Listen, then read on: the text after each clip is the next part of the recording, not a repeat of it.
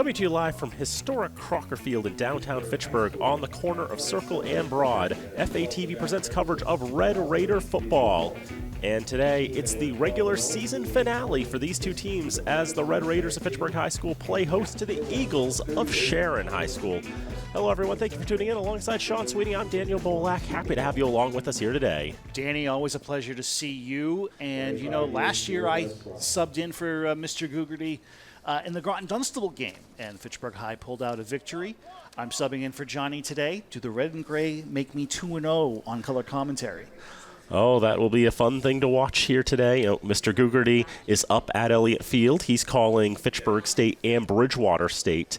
But here we are doing Fitchburg High and Sharon High, the two Fitchburg sides playing on the same Saturday afternoon, the day after Halloween. It's a beautiful fall day out there, a little chilly, a little breezy. But it is.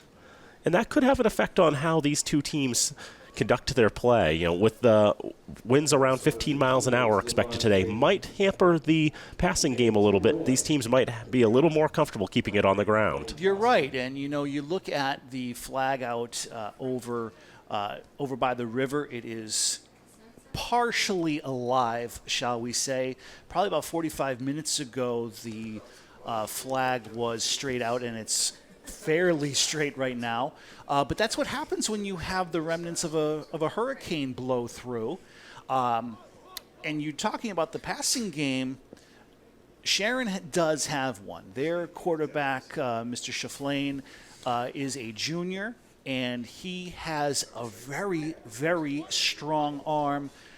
The question is, does he have to reel that in a little bit when you're going towards Circle Street? Because as you can see, that flag is going straight out towards Circle. Strong arm. You never know what's going to happen. You don't want that ball to fly away from your receiver, so probably will take a little bit off it. Shafane has completed 59 passes on 98 attempts for 1,002 yards on the campaign. So obviously, when he does complete a pass, the Eagles are getting large amounts of yardage. They are, and when you look at how Fitchburg's secondary has played this season, there is that opportunity for those wide eyes from a quarterback to say, ooh, I can feast today. But you want to know something too, Danny? The Sharon secondary is pretty much the same thing. I was watching film on them against Newton South earlier this morning from last week, and Sharon's secondary is just about as not as skilled, I would say. So it's going to be interesting, and you know what? You said it yourself. Put the ball on the ground. Go to the run. I think that might be the key to victory. Sharon coming into this game with a record of 2-5. They're an independent team. They were in the Hockomock. They were playing out of the Kelly Rex last year, which was a bit of a misplacement, it feels like. That's the bigger division in the Hockomock compared to the Davenport, the smaller one. And Sharon ran into some numbers issues with the move there. A lot of players didn't have a lot of faith that they were going to do particularly well. And so the numbers have been down for Sharon. They're a school of about 1,100. Not that much smaller than Fitchburg High School is.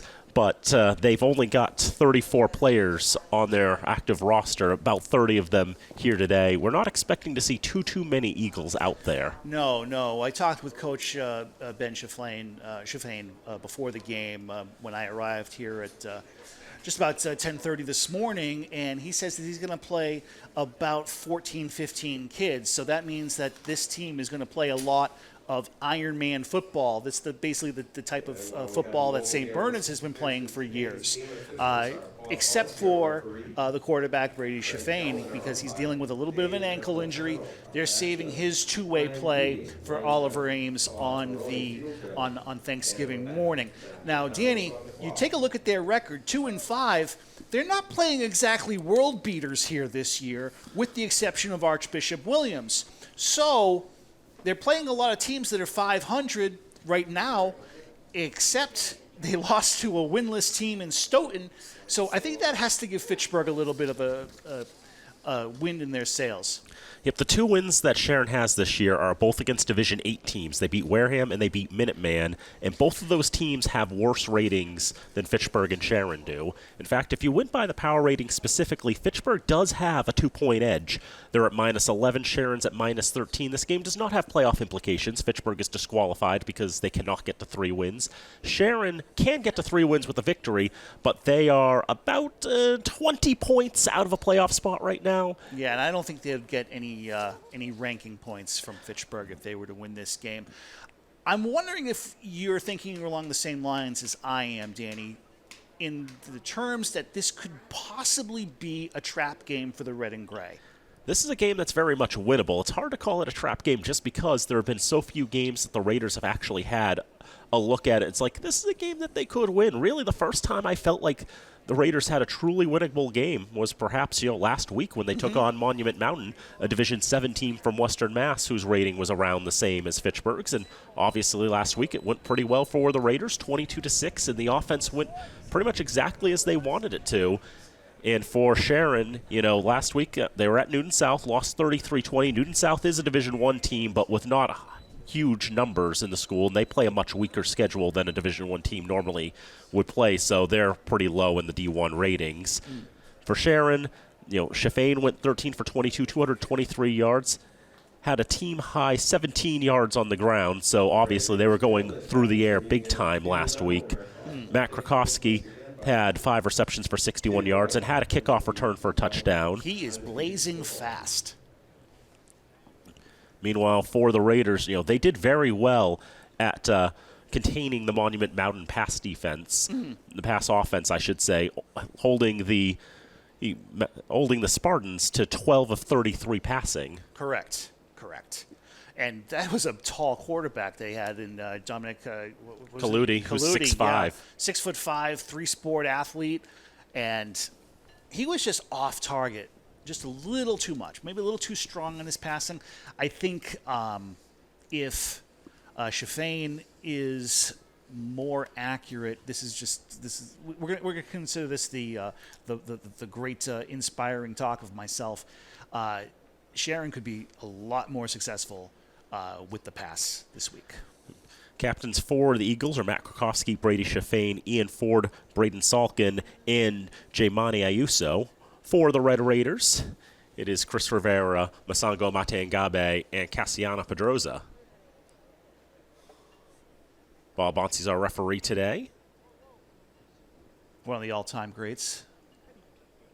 Former Fitchburg State men's basketball coach, Danny. Did you know that? Kind of knew that. I know he's also been coaching some basketball out in Clinton for a number of years. Yeah, he was Tony Gannon's assistant coach for the longest time after he left Fitchburg State. Looks like Sharon won the toss. They're going to receive, and they're going to go towards Circle Street. So we're going to be able to see that Eagles offensive attack. We'll get a look at it. It's a special Saturday afternoon of football here on FATV and here in Fitchburg. We're going to step aside for the national anthem. Kickoff is next, right here on FATV. If you are able, remove your hats as we honor America with the national anthem provided by the Fitchburg High School Marching Band.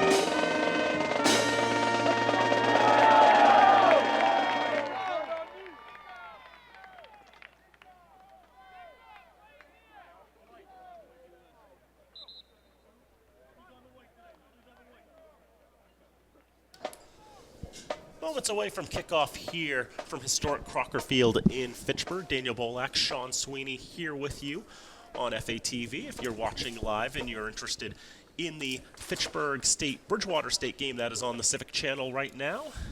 And if you're watching on demand, well, you've got plenty of options for watching this game, watching that game, watching any other game. All the games we do, all available on FATV.org. That's the brilliance of streaming and the brilliance of having 3 access channels. You can move things around. So the Red Raiders will You're basically kick off playing checkers here. Yep. Not often that we get football on the public channel, but that's what we've got today. And that's okay. A little bit of a small crew here at Crocker Field today. Yep, Nate Glennie is our camera operator today. And producer. And producer. And mixer. Yeah, he's doing pretty much everything here today. And then everybody else is up at Elliott. That's right. Did they get the pizza too? I mean, that's the question. They got the morning breakfast. Oh. What do we get? What do we get here? Back deep for the Eagles. Single cam doesn't get catered food. That's okay. That's okay. I'll just write that into my report. It's all right. And Herman Cherry. But anyway, Raiders are going to be kicking off. Cole Lashua will be ready to boot it away. We'll see how the wind takes this ball here to open. It'll be a squib kick that'll bounce on the ground, head for the sideline, and go out of bounds at the 30-yard line to the 31 or so.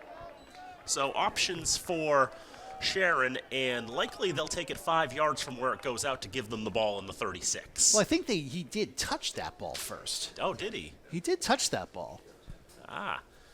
I was looking through my binoculars trying to see if that was the case, but as it went out of bounds, because it was touched, they won't get options, and they'll just get it at the 31-yard line then. The 31-yard line, 1st and 10 for the Eagles. I have binoculars, and yet sometimes even that's not perfect. So they're going to go trips to the left here. Well, actually, no, they're going to go 4 to the left. This is new. So going to go with the empty backfield. All those players on that left side, and wow, false start to start. Before we even snap a ball. Dead ball, false start offense, 5 yards, still first down. That's not a bad thing, Danny. Not a bad thing. So the ball goes back 5 yards. So bring it back to the 26-yard line. We'll have 1st and 15. When I was watching film, they like to go with a lot of trips, and they'll do double twins as well. So they can go into the 4 on the left. That's a little surprising to me. Especially, it's so congested, too, with the ball on the left hash. Like, hopefully those runners up front are faster than the runners in the back, so we're not getting any problems. Now we're going trips to the left and single over on the right. Got their tight ends set up. So here is 1st and 15. Berisha Fain throws deep down, left side, looking for Joe Seaman. But that one just a little overthrown. Perhaps the wind did carry that over Seaman's head. Yeah, and he got behind that secondary. I'm wondering how Fitchburg's going to play this. The secondary is young. I think they've been playing a lot of zone. Maybe switch to a man-to-man to try to keep up. But I think the wind took that ball just a little bit too much. There's some days where the wind, it's like 3-4 miles an hour. It's like, okay, fine. Yeah. But today, it's 10-15 miles an hour. It's carrying that American flag. That's going to have a different effect. Yes. 2nd down and 15 for the Eagles. Put a man in motion, and it's a shovel pass forward and not going anywhere. Ball's loose. The ball comes out at all of that, too. It was a handoff to Ian Ford, or the little shovel forward to Ian Ford. Ultimately, Sharon recovers the football. They do like that little shovel flick when they bring that man in motion. They did a lot of that against Newton South. Ultimately, it's no gain on that play. I got no problem with that. I got my Homer hat on today. Are you shocked by this, Danny? I mean, it's been a little while. I mean, last time we had a Fitchburg High alum in our booth was last year when you filled in, so... Yes. So we've got to have a little bit of that, but I can live. 77 with a move. Yep, a little jump forward, a little extra step by Daniel Matias. Encroachment, defense. That's 5 yards. So basically the Still penalties third have just down. wiped themselves out, and now you got 3rd and 10. We'll notice Sharon does seem to take their time with setting things up, doing things. Got 1 minute gone in this contest. It's the first possession of the game. We are scoreless. 3rd down and 10. Penalty's the only thing that's really truly moved the ball in the early going. Sharon out of an empty backfield. Ready to take it on 3rd and 10. Takes a 3-step drop, throws it deep over the middle, and a diving attempt will not be successful. That was Herman Cherry, the junior, trying to get his 5th reception of the campaign, but just like his first pass downfield, just a little overthrown. That, and you know, once again, behind the secondary, you did see Jerome Best cheat back a little bit out of the safety, but no one else reacted that way. So ultimately, it is a 3 and out. Sharon throws the ball 3 times. 1 short, 2 long. None of them get any yards. And we have more flags. This time, I believe it was on Encroachment. Masango. Defense, 5 yards. Still 4th down. 5 free yards for the Eagles. Looks like Danny Frost is ready to punt it away. He's a senior. He's got a decent leg. Oh, they're going to switch things up a little bit here. Oh, maybe on 4th and 5, they're thinking maybe this is obtainable. Maybe we should have a go. Eagles have to get to the 41-yard line for a fresh set of downs, but they switch the formation after the penalty. You know, you see that sometimes on those extra point attempts when it's difference between 3 yards and 1.5 yards. Apparently 4th and 10 is punt formation, but 4th and 5 is, yeah, let's have a go. Watch that inside receiver. Watch the inside receiver. You may go in motion.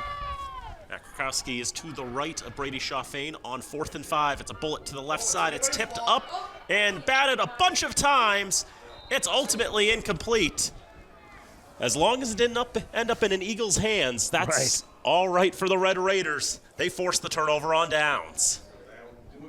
Good defending, and obviously I think you got to give a little bit of an aid to the wind in that series for Fitchburg. Just that ball getting away from the receivers, too. So big turnover on downs for Fitchburg and short field in front of them. 9:52 to go in the first quarter, and now the Raiders will have the ball for the first time today.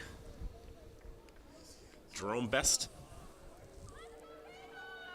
will operate out of a pistol and 1st down, hand it off to Masango Matengabe. Goes to the right side, he'll get 1 yard before he's wrapped up by Braden Salkin.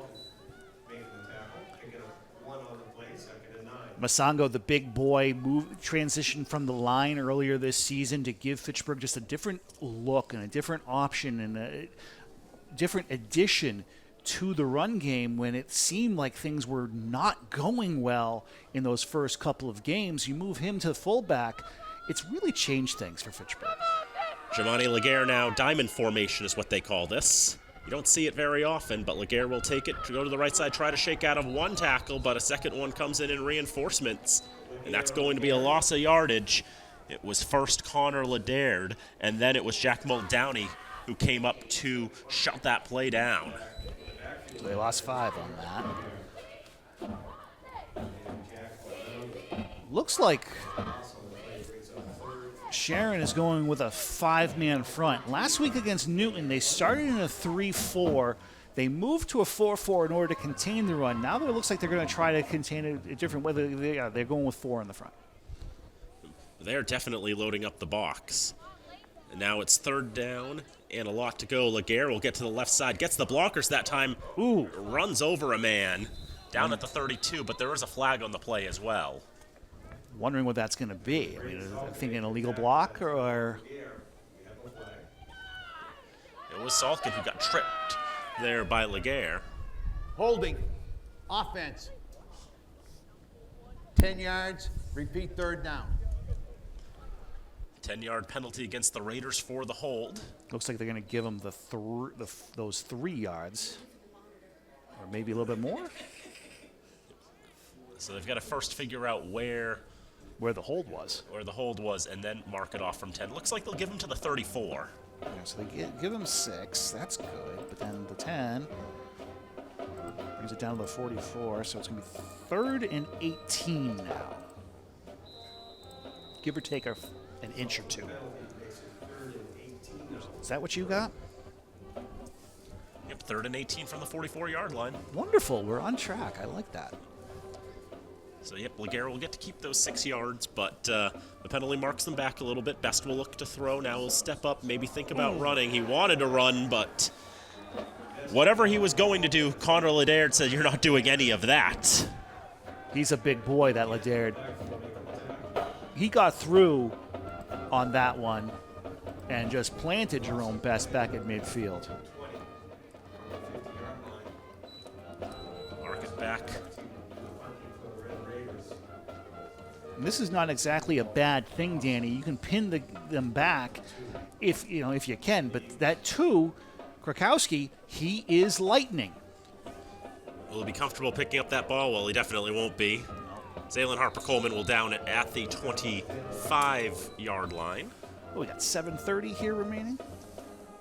Yes, we do. So the story of the game right now has been penalties. Penalties and battle of field position so far.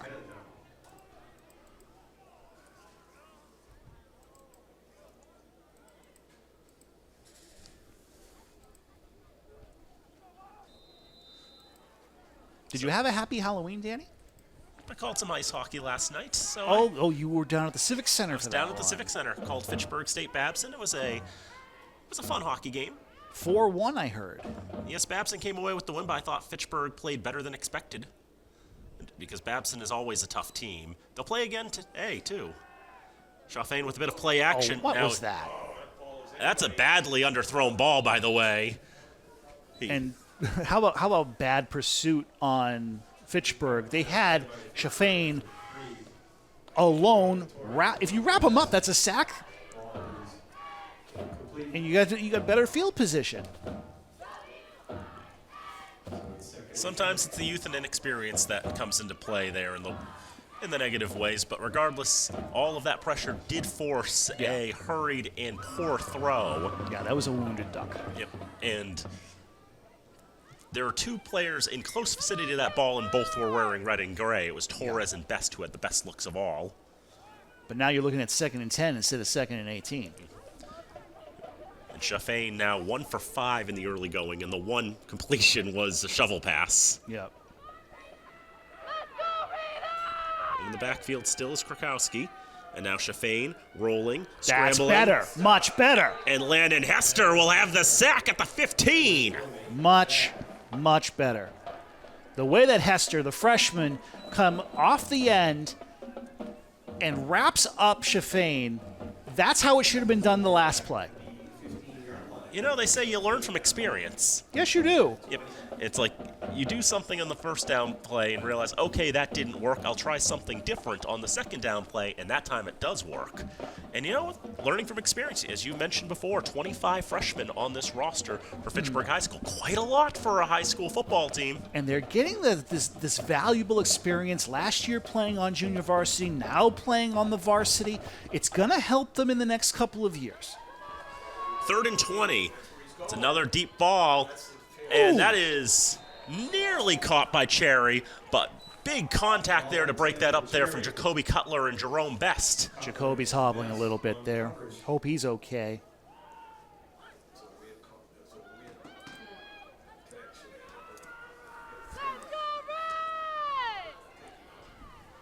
Now he's 1 for 6.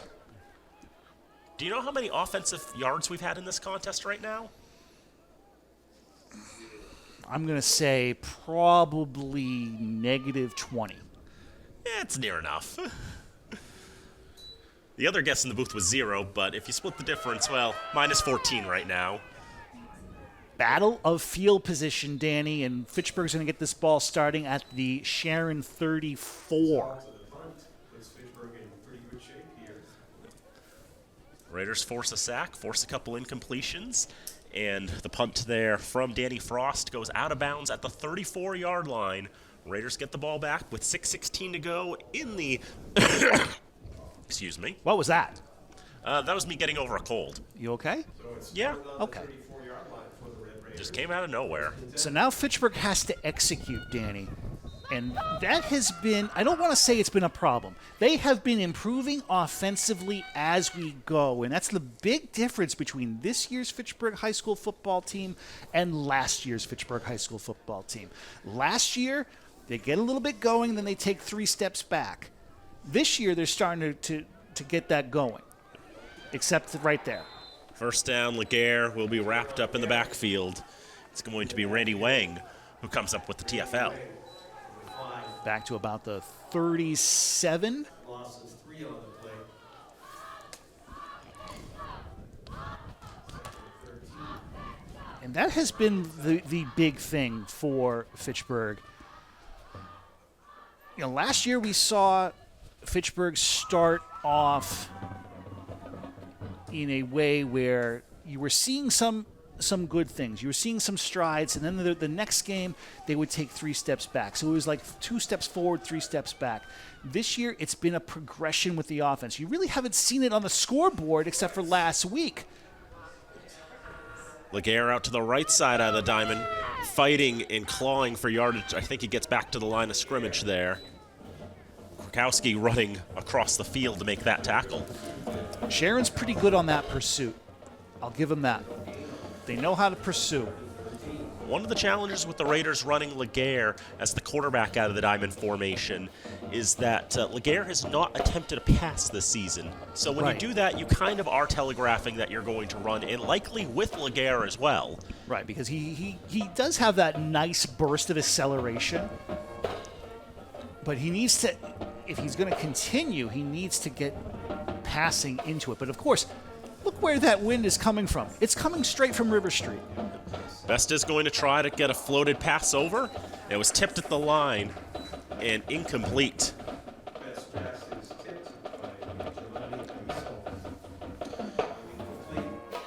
Got to execute. Execution in these situations after you get a big sack, you get the ball over on downs, short field in front of you, you just didn't execute right there. Lashawan to punt it away. Puts that in the air. It'll float and it'll bounce backwards, and he might want to down that. And it's going to be a 3-yard punt. That's something you don't see every day. And of course, when you have a 15-mile-per-hour wind, that helps. We got 5:08 left to go here in the Yes, we do. Yep. 35-yard lines where they're going to start. 2-yard punt. That's something you don't see every day. Yeah, and one of the things that maybe Cole's not thinking about is when you have a wind stiff like that in your face, you've got to try to get a line drive kick on that ball. Yeah, you have to kick it low. Can't get it up into the stratosphere. Or as close as the stratosphere is in a high school game. This is the first proper run of the game for Sharon. It's Krakowski going to the near side. He's going to get to about the 41-yard line. Didn't really get that acceleration that he is used to here.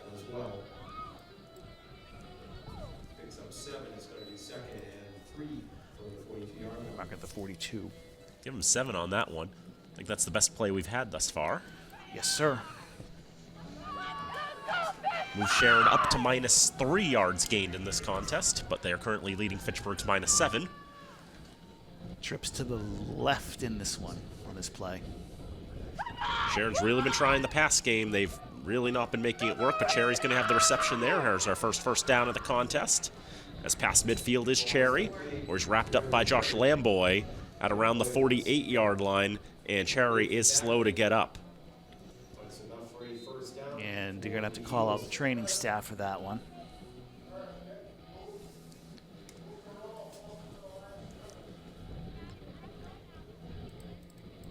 It was a 10-yard reception.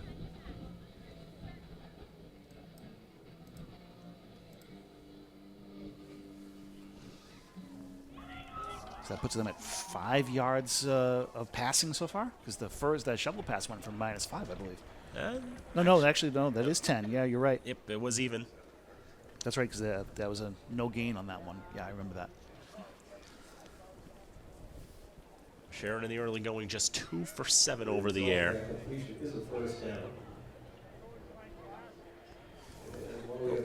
So for the Eagles, they're coached by Ben Shafane, second-year head coach, coaching at his alma mater. He was a graduate of Sharon. He was a 3-year starter at quarterback for the Eagles from 1996 to 1998. Yes, graduated in 99. He Played in the Hockomock back then. Yeah, and Sharon's been in and out of it. As we mentioned, they had some troubles playing in the Kelly Rex last year. They only scored 27 points the entire season. Yeah. I would have liked to play them last year. Yeah, this year the Eagles have gone independent. They've gone solo, and they're scheduling teams that are more in line with where they are right now. And that's not a bad thing. And that's basically what we thought Fitchburg was going to be doing.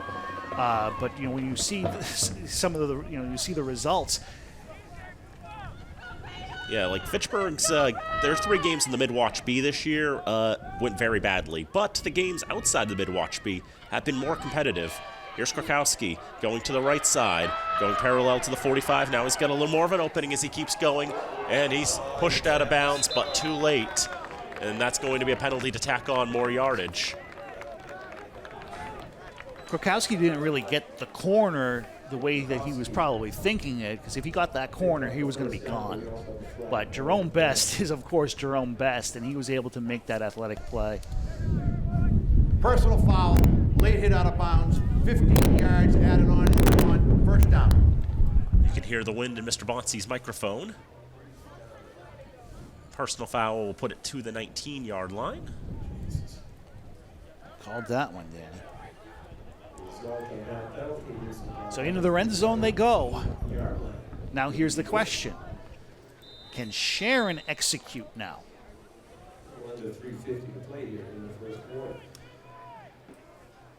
Sharon into the Raider red zone, 19 yards from goal. First and 10 for the Eagles. Fitchburg looking blitz.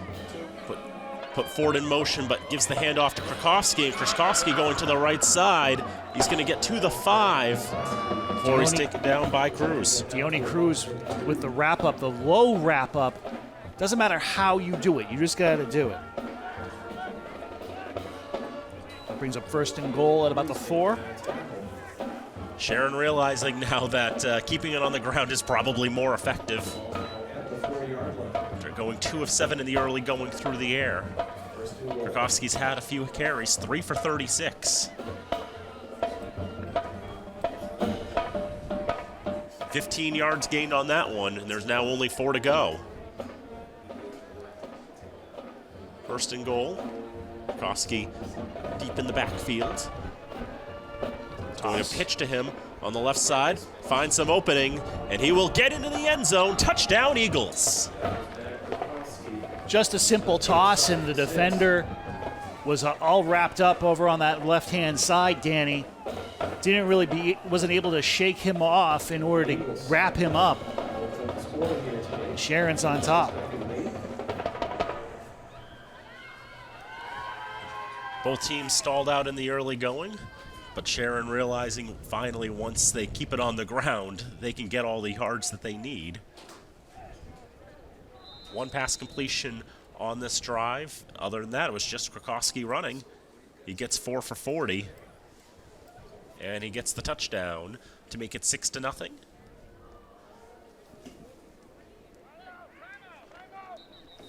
Sharon wasn't quite sure what they wanted to do, and Fitchburg's going to call the timeout. I mean, at this point, you would think that with the wind at your back, you'd go with Frost to kick the point after, but you know what? Why not go for 2? Especially with how the ground game's going, keep giving the ball to Krakowski. He's got his 3rd touchdown of the season, 5'9", 160. He's listed on the roster as an athlete. Does that include his kickoff return from last week? does not include his kickoff return, but if I add the kickoff return, it's a 6 touchdown overall on the season because he also has 2 receiving touchdowns too. I know you had it at about 86. Did you have it as 86? Actually, I think I saw the film on that one. I saw him taking it at the 14. Okay, so that's 86. The young man who was calling it for Sharon, who I believe is a high school student, was calling it 75. But that's okay. And the box score called it 82. So they split the difference. That's not bad. Nice and neutral. That's okay. That's how you're supposed to be.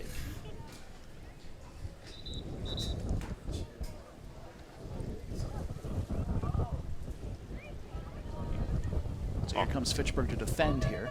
Offense still on the field for Sharon. Looking for the convert to try to put him up 8-0. They're going to have trips over on that left-hand side. One receiver to the right in Cherry. It's good to see he's all right. Good.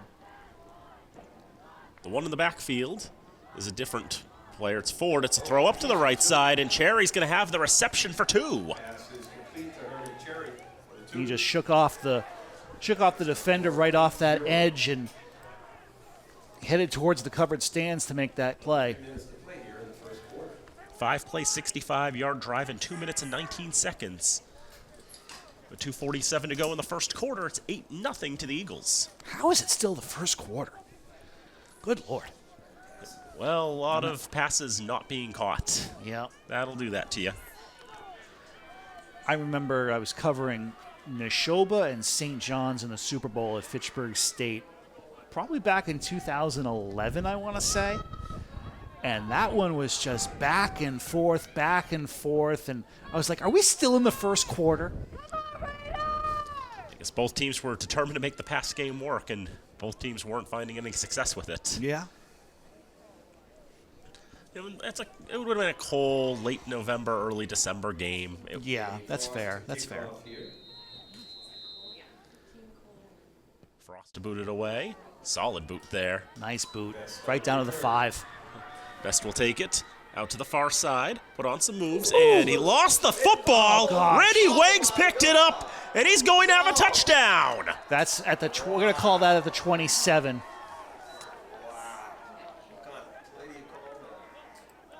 What number was that? Randy Wang got the recovery 5. after Best lost the football and just picked it right up and ran it right home. That is something you do not see every day. He ran right into a wall, lost control of the football. Wang picked it up and went the other way. It's funny, it's not the first time I've seen that this season, hilariously enough. All of 12 seconds taken off the clock in that. And now it's 14-0 Eagles, just like that. If you went to the bathroom, you just missed a lot. Different look here, shotgun and one running back to either side of Chaffain. You've got Ryan McDonough on the left, and you've got Herman Cherry on the right. They go to the left-hand side. They like to do that. It's going to be a rugby maul determined. It's going to be no good. Not get it. They got about 2.5 there. Going on that counter run there. Good Lord. Well, 14-0's better than 16-0. But now Fitchburg really has to execute. They are in a hole. They are in a 2 TD hole. And they'll probably have long field in front of them.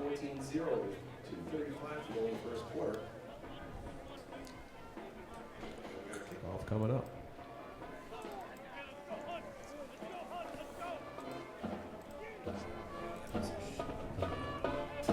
So what does Fitchburg have to do now? They have to execute. I don't think this diamond formation's working. They got to go back to some other things that have been working, like the give it to Ngabe, move and run up the middle. Go to Ortiz out of that jet sweep. Those are the things that have been successful for Fitchburg this year. Another solid boot. Best takes it at the 10. Running up the middle to the right side. And he'll take it to the 35-yard line. I imagine he probably was cradling that football, holding it with 2 arms at the end of that. I mean, up until the 30, he was holding it like a loaf of bread, but then he's like, okay, now I have to protect it. Can't take any chances this time after the most disastrous thing that could happen on a kickoff return happens. 2:29 to go in the first quarter of play. 14-0 Sharon. Now we're going to go to the I formation. This is Fitchburg football right here. Blake Doyle, the quarterback, will hand it off to Gabriel Ortiz, going to the right side.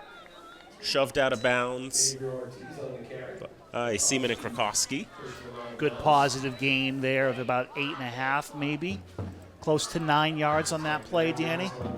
Give him 9 to the 44-yard line. You know, one thing we haven't seen very often this year is Ortiz taking the ball out of the tailback position. Normally it is on those jet sweeps that he gets a hold of the football. Right, they were practicing that before the Neshoba game. They've used it with some varying amounts of success so far, and it's good to see them use him out of the I formation and now getting the first down. But you can see him putting on the brakes there as he saw the Sharon defender break through the line. Looks like that was Best, actually. Looks like it was Jerome. Gets up to the 47-yard line. Gain of 3 and a first down. That's Fitchburg's first down of the game, Dan. Yes, it is.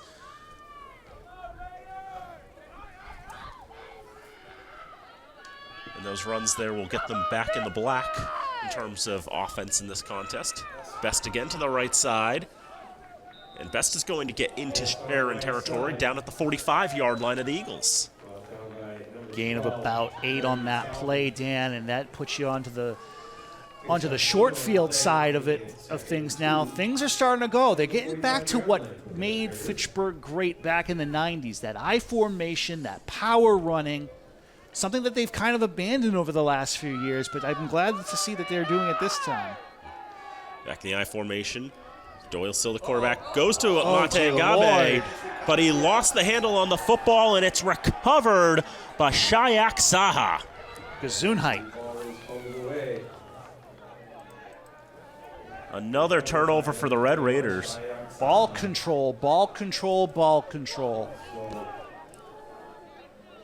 Didn't look like he really had a good grasp on that football, Danny. Struggling a little bit, and then on the first contact, it flies away. Saha jumps on top of the football at the 38-yard line. 39 seconds to go in the first quarter.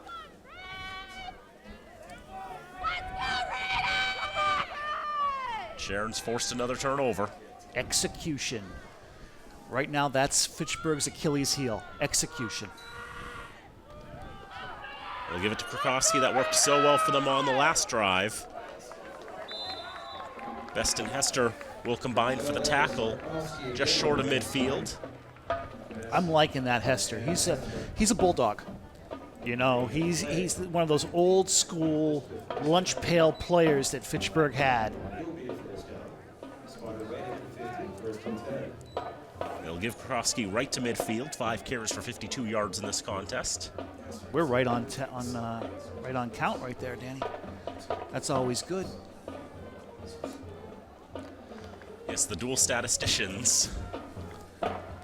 It's like dueling banjos, but with clipboards. Trips to the left-hand side. With one receiver to the near, one in the backfield. Kind of a broken trips, I should say. Gonna go for the home run. Wants Seaman. Oh, he got and him. Seaman's got it, and he's into the end zone. Touchdown, Sharon. You have Jerome Best right there complaining that Seaman pushed off just a little bit. He might have a case there, but this was that last chance to have the win until the third quarter for Sharon. They went for the home run ball, as you said, Danny, and it was perfectly placed. 50-yard scoring strike.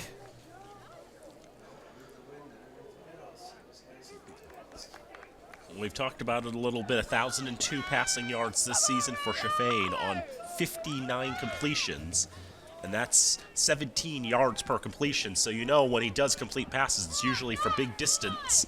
He's got that powerful arm, and we said it in the pregame. when you have the completion percentage that you have and it's a low completion number, you're throwing them for a long way. Krakowski gets the deuce. 5 seconds to go in the first quarter. 22-0 Sharon.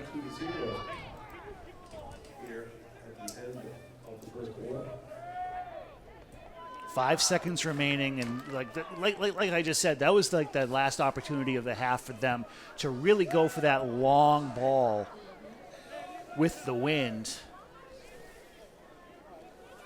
And they made Fitchburg pay. But you know what? Let's give credit to Fitchburg. The way that their secondary has been playing all year long, that was the first play that I think, out of all the plays that we've had, that someone was with the receiver the entire way. I think you can agree with me on that. There have been so many of those deep balls in which it's the receiver who's got the best shot of all by then some to make a catch, and then only for the ball to be badly overthrown. Right. But that time it was right on the money for Seaman, and he's able to get to the score. It's his 4th touchdown reception of the season as that ball mishandled at the 4. A little bit of damage control wrapped up, but able to get out of it and get to the 22-yard line was best. That's going to be the quarter.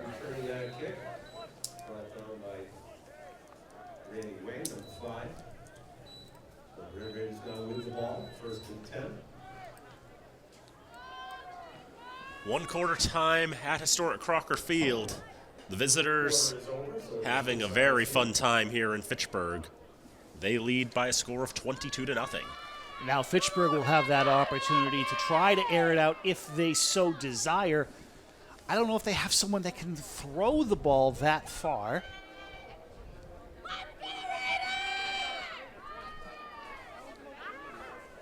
I did see Josh Lamboy throw a couple of throws that were long, but he was just fooling around during the pregame.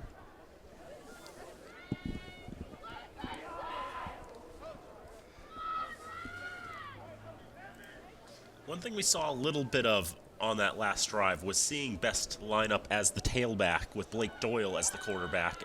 Right. And that signals that return to how Fitchburg football used to play, breaking out that I formation. I know the boys from the 2000 team that are over on the far sideline. You see Coach Ray Cosenza walking alongside with them to get a good look at this offense. First down, it's Ortiz to the near side. Ortiz will be shoved out of bounds by Salkin. Ortiz is another one of those runners that has really given options to the Fitchburg offense. You didn't see him in those first couple of games. He was nowhere to be found. But then you include the jet sweep during the Neshoba game, and he's an impressive back. He's averaging 5 yards a carry this season. He just got 6 right there. That'll play. 2nd down and 4. Doyle hands it off. It will go to Ortiz again. Found an opening, and now he's bursting through past midfield. It takes 3 Eagles to take him down. Good, solid run by the senior. Solid run. He got the corner, found a seam, and he was off to the races a little bit. Down to 43. We're going to have a timeout, it looks. 29-yard run there for Gabriel Ortiz. I'll take that. Thank you for doing the math for me. Well, the scorebook does the math for me, so that makes it a lot easier. As Dave Clark would say, I'm doing my gazintas. Timeout on the field with 11:12 to go in the second quarter. 22-0 to the Eagles.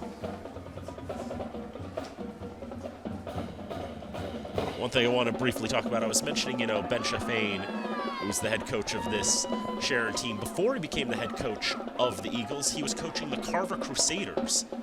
Carver, a very tiny town that is not been known for football for a very long time. They're down there on the South Shore, so they're around those Plymouth teams. Yeah, up in that area, but a couple of years ago, they caught fire, and they ran the table in the regular season, made it to Gillette Stadium. I remember that. Played in the championship against Carver. Lost that game, but still it was one of the best seasons in Crusader history. Whoops. And there's a lot of stuff lost going. It.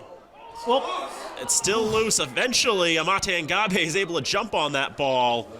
The Raiders have had a lot of trouble hanging on to this football today. I mean, that's at least the third fumble, and yeah. if I wanted to be angry, maybe the fifth or something like that. Just a lot of misorganization, to steal a word from Murray Walker. It's ball control, ball control, ball control. It's like a second and 23. I know it's cold. You got to keep your hands warm somehow. 44-yard line. That ball just like slipped out of Blake Doyle's hands. Raiders fortunate to recover it all the way back on their own 44-yard line. So was that a loss of 13, I think? Yeah. Minus 13 is what the book says, so second and 23. It's a throw to the right side. Lashua makes the catch. Late flag in, too, so probably going to be a roughing the passer play Yeah, penalty. Doyle was on the ground, so yeah. Personal foul, roughing the passer. That's going to be 15 yards. Repeat second down. No, that should be an automatic first down, actually. Roughing the passer. Any penalty with the word roughing in it those are the few penalties in Federation rules that carry an automatic first down. So I think they're going to put this at the. What are they doing here? Well, I think Are they going to do it from the end of the run? Yeah, it's got to be the end of the run, so it should be a first down anyway. Okay, so that's Doyle, 14 to 87. He got it to the 48, so that was 6 plus. That's an 8-yard pass plus the penalty. That should be first down, I think. Yeah. I mean, it'll be a first down no matter how you put it. Okay, good. First down. There we go. Result of the penalty, Ball first on down, the 30. red. Sounds right to me. To the 33-yard line. We've got a number of guests with us here today. You know, Yes, we do. It is a special day, too. It's a celebration. The 25th anniversary of the 2000 football team that ran the table, won a championship, as Ortiz will carry it to the 30-yard line, a 3-yard gain. And of course, it shows going back to Fitchburg's roots as a running team, going to that power I. And I know these 2000 boys are loving that. They can pretty much know where the ball's going to go on every play. That's second down and 7, I believe. Yes, it is, from the 30. Ortiz has 4 carries for 47 yards in this contest. Doyle will pitch it out to Jerome Best. Best gets around one man, still going, to about the 26-yard line. Best is one of those really hard runners, Danny, that doesn't know how to quit. He's going to continue to move those feet and get those yards. Gets it down to about the 26 now. 4-yard gain, and I know for Best, just getting to see him out of the backfield, because as we know last year, that's that and on the line as a receiver. Yeah. We saw him shine there with Zacchaeus Collins at quarterback, with Collins now at St. John's. And now he had to play in that quarterback position for a little while. The Raiders have now found more personnel. Flag coming in. That would probably be enough for a first down by itself down at the 22, but we have to check what the marker's going to be first. Block in the back, offense. 10-yard penalty. Repeat third down. Want to welcome into the booth the Hall of Fame coach of the Red and Gray, Ray Cosenza. Hi, Coach. Hey, Sean. Good to be here. You know, you look good in red. Have I told you that lately? I had to really dig through my stuff. I was glad I still have tons of Fitchburg stuff, so it's good to have it on again. I mean, that jacket, that goes back. I mean, I don't want to, age you, but I think I can see the asbestos on that one. Yeah. Listen, I did pull out the Super Bowl jacket that you see some of the guys have on, but mine didn't fit too well, so I had to go with this one. How many candy bars did you have last night, Coach? Too many. We're celebrating the 2000 team, the Hall of Fame team, Coach, that 25 years ago won the Super Bowl, ran the table. Jerome Best taking that out to the boundary, gets all the yards back and gets a first down for the Raiders. He'll step out at the 22-yard line. you look at the success of that team, Coach, from the start of training camp, going all the way to December, that first Saturday, the mood of that team from start to finish. Take me through it. Well, first of all, that was a special group. That doesn't happen just like for 1 year. This was a group of athletes that were committed to the weight room from the time they were sophomores, worked hard, always football was important to them, and they were such an easy group to coach. They just did everything we asked, and I'm so proud of what they were able to accomplish. And of course, that team spawned from that 1998 team when they were all sophomores. That was the team that went 11-0, lost to Springfield Central in the Super Bowl. What was the difference? Because I know it's not scheme, because you guys have played the same. Fitchburg High football under you played the same way since 1989 up until you left in 2010. So what was the difference? Another fumble. It's lost again. Raiders somehow recovered that. Miguel Gonzalez was able to get on top of it, and at least at the line of scrimmage. So that'll be 3rd down and 10. You know what, Sean, what sticks out to me is this group were sophomores for that team that was 11-0 and lost in the Super Bowl, and they were the look team for that unbelievable team. Right. So they were competing against those guys when they were seniors. And, so that was like this. They were doing the scout. They were doing the scout on team Tuesday. on all days, and Yeah. I remember after that Super Bowl that we lost, Frank McDonald and Jason Toomley both played a lot, and getting onto the bus, they said, we're going to be back. We're going to be back, and we're going to win this. Throw downfield, Laguerre going for it. He's got it. Touchdown, Red Raiders. Jamani Laguerre with his first career touchdown reception. Actually, had the running last week. Great play by Fitchburg, dusting off that halfback option. Best has been doing that a couple of times, Danny, and he pulls it off to perfection. Just the nice light touch on that ball, right into Jamani Laguerre's hands, right in traffic. He had like 3 or 4 white shirts around him, just gets the ups. I'm hoping he's going to play basketball. That was into, triple, quadruple coverage. There were a lot of Eagles in the vicinity, but he'd put it in the perfect spot that only Laguerre could get there. It was a 22-yard touchdown pass. We're going to need to blow a timeout because we don't have the right personnel out there. I've been saying it for the last 2 quarters, Danny. Execution, execution, execution. Keeping your head in the game. That's not good right there. And, of course, that team, Coach, that team had a number of players that are in our Hall of Fame right now. Frank McDonald, Jason Toomley, Ryan Davenport. That was just such a great team. And you got a couple more who are waiting in the wings. And I know they're in this room as well. It was, like I said, it was a special group. When you coach for as long as I have, you're just blessed when you get a group like that to come through. And they earned everything that they achieved. I think I'd rather give the mic to some of them because Absolutely. They're the ones who did the work. Who wants to come over? Would Coach Roy or Mr. McDonald want to come over and say hi? By the way, we have 2 microphones here. Oh, that's right. Yeah, we do. Bones, Timmy. It's going to be Laguerre trying for the octopus, getting wrapped up and ultimately taken down in the backfield conversion. No good. 6:14 to go, second quarter. 22-6 to Sharon. Timmy Roy joins us. Frank McDonald, the Hall of Famer. Gentlemen, welcome to the broadcast. Sean, good to see you. How you been? I'm surviving. I'm trying to. And, the good thing about being a Red Raider during this era that we're talking about, as I'm looking right at you, sir, the Cosenza coaching tree has just grown, and I know you're doing some good things up at Monty Tech. Yeah, we've been up there as a staff. I've been there. I've been coaching 18 years at Monty Tech, so it's still fun to be involved in the game and take some of your experiences and kind of pass them on to kids. I do enjoy it. Yeah.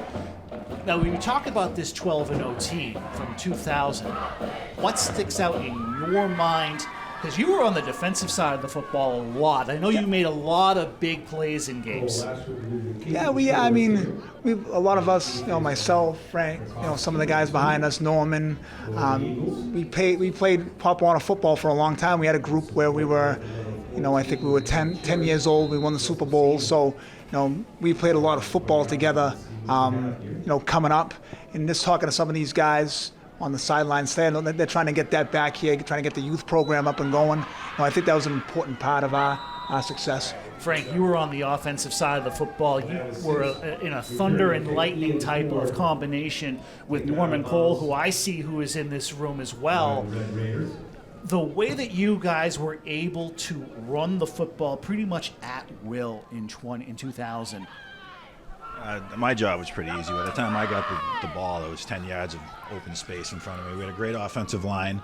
And Norman, who in my opinion was the best fullback in the state, and to your previous point, is not in the Hall of Fame yet. I'm hoping that changes soon.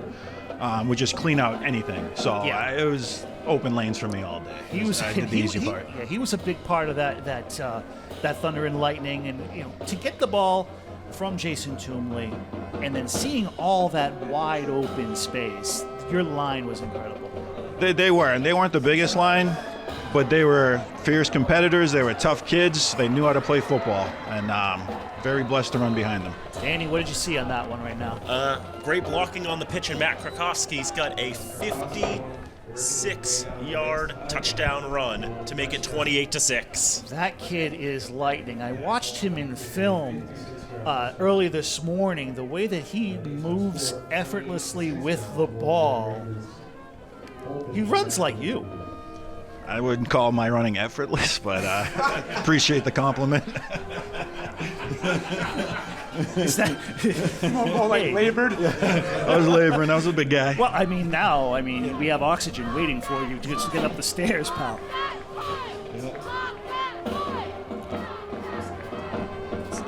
Once Krakowski got some opening on the flank, he was off, and he said he goes like lightning, and he's showing it. They like to go, when they're back split like that, they always go to that left fullback or left halfback, whichever one you want to call it. Almost like a Notre Dame box, almost. I know they don't use that anymore, but it's as close as you're going to get now. Talk about they're not very big, Sean. They're not a big football team, but they got some athletic kids up front that move around pretty well, and they run their stuff well. For sure. This team is 2-5. They're playing both sides of the football with the exception of their quarterback, and I know you know something about Ironman football too. Yeah, I mean, you look at Fitchburg too, and you see a lot of the same numbers out there too. And I know they got a lot of young kids, and they're trying to. I know, Coach D is trying to build something there. I know, unfortunately, it's not where people want it to be yet. But they don't. A lot of people don't see, what goes on behind the scenes, and the type of kids that they have. But they're trying to build it. They're trying to gain some momentum for sure. They are, and I think this year compared to last year, and I know you see it. You both see it on the periphery. You're obviously busy on Friday nights, but you get to see how these kids are performing. But you look at it as well. On the other side of the coin, the socioeconomic realities of our city, the way that it has changed over the last 10, 15 years since our last team in 2014 won a title, it's definitely not like how when we were at Fitchburg High School, when we were up on Academy Street. It's a completely different time here in our city, and I know you see it as well. Yeah, it's I know from talking to people around the city, a lot of kids they're not involved in sports anymore. A lot of kids don't play sports, In football, it's a commitment. I mean, you start, if you start the beginning of August, you don't end until Thanksgiving. So it's the longest, high school sport there is, and to keep these student athletes, engaged, and it's tough. It's difficult. It's a challenge. Quarterback Blake Doyle, he's only a freshman. One of 25 freshmen on this varsity team. When you guys were wee lads at age 14. You guys were all playing against other freshmen. These kids are playing against players that are upwards of 1, 2, 3, sometimes even 4 years older. So I'm going to pass the mic over to Mr. Cole here, and I want to get your input on this, because how difficult is it as a young man at 14 years old to play against kids that are much, much older? I can speak from my experience. As T was saying before, I grew up, I'm one of the younger players that grew up with the 2000 team. I'm 2 years younger than a lot of them most of the time. Excuse me, sorry about that. Put that mic up in your face. I'm sorry about that. So for me, at that age being young, it was just buying into it. You know what I mean? Buying into the program, knowing that I wasn't by myself, and just figuring it out, you know? Now, Coach Cosenza said that you guys all ran scout, and I know that you guys were a big part of that. So I'm going to ask this young man, how did scout team on Tuesdays, Wednesdays, Thursdays help you guys win? Yeah, I think going all the way back to answer that, I'd say as a freshman, first of all, coming in from Shirley, specifically myself, coming from out of town, just to be welcomed into a new environment, especially with all the tradition, it was just trying to fit in to start, and then you start to realize the importance of lineage, and to have captains and to have seniors that were really setting the trends, it was a starting point. You realize, like, okay, I'm going to put the work in right now, I'm going to contribute to try to making them as good as possible, and then it's going to be our turn at some point. So Norman and I, we were fortunate enough to be dressing on Friday, so it was more or less just being around it and knowing how to operate and seeing what you should be following. I think one of the biggest things that you can talk about with Fitchburg is the tradition, and that it never graduates. That was something that we always talked about, and so I want to make sure that as we're standing here, we are honoring those seniors that we think about from that 11-1 team, and coming off that field and realizing that we had unfinished business. It was important that every day we were putting in the work, and at a certain point, we turned into those key players that were going to take us to that hopefully undefeated season, which we accomplished. So take me to that first Saturday, December 1998. The hard loss to Springfield Central ruins that unblemished season. You go into 99, and that was a very good team. Going into 2000, so you're going from the 11-0 to 11-1. What was the mindset over the next, I want to say, 21 to 24 months? Sure. Well, basically to finish what we started. Like you said, we had that 11-1 team, and a lot of us, like me and Ryan, you know, we played scout team. You know what I mean? Yeah. So for us, it wasn't like, you know what I mean, we're out there getting pause. It was just a good time. I think, as I think about the mindset, I don't think it ever changed. I think one of the biggest things that stuck out, and I try to carry it into my professional life and personal life, is focusing on the process. And the results were going to happen, but we were never sitting there, you know, doing anything besides trying to do what we could that week. And our coaches put a good scheme together, and it was our job to kind of learn that. And we felt we were showing up on Friday nights prepared more than anybody else, and it was just a matter of executing. So I think the mindset was 1 week at a time, one play at a time, really, and eventually you stack those up and you leave with victories more often than not. So it's 3rd and 14. One thing I wanted to ask you guys, I know you guys were over in the clubhouse earlier. You're having a little bit of fellowship, and you were having some coffee and donuts before the game. Did you get to go downstairs and see how the locker room has changed? I did. I remember just kind of being chairs down there. I see that we have a weightlifting room now down there to the left. The locker room is actually vastly improved. Oh, excuse me, by the way. Pretty much the same. I didn't get a chance to go down there, but as soon as you started talking about the clubhouse, I think most importantly, I thought you were going to head the direction of us being able to be together. That was a room where we used to watch film and break down games, wins and losses. How do we get better as players and as people? But I think most critically, and I try to remind Coach Cosenza this all the time, like, we're here because probably most because we won the Super Bowl, but man, to catch up with these guys and to have formed brotherhoods that literally, people say it's cliche sometimes about, hey, you play sports and you got brothers for life, but we show up and it's as if we just got off the field 5 minutes ago. And I think that's something that you hear about. You know, we used to have those people coming into the locker room and giving us the, hey, enjoy it while you can, and we're those people now. But to give hugs and high fives and to hear about everyone's families and professional growth, that's what it's all about. And I think the moment we stepped on that field, it only accelerated the friendships and brotherhood. You know, I wanted to point you guys in the direction of where the cage used to be. That's all now open. But then also, the big change, of course, since when you guys were in school, when I was in school, is this. Like, seriously. The turf on Crocker Field, the new track. What do you guys think? I know the old school players are like, oh, I would never give up mud and never give up the grass, but this is impressive for these kids, don't you think? Give him the microphone. Come on. It's actually very nice. I actually got the chance to play on this field this year. Really? I still play semi-pro, so I actually got to come out here and play that field. It's an amazing field. I mean, I do. Always gonna love the mud and getting in there, but the turf is also amazing. The interesting thing is that there's no baseball backstop here anymore. The ramp on third base is all gone. It's all been completely redone.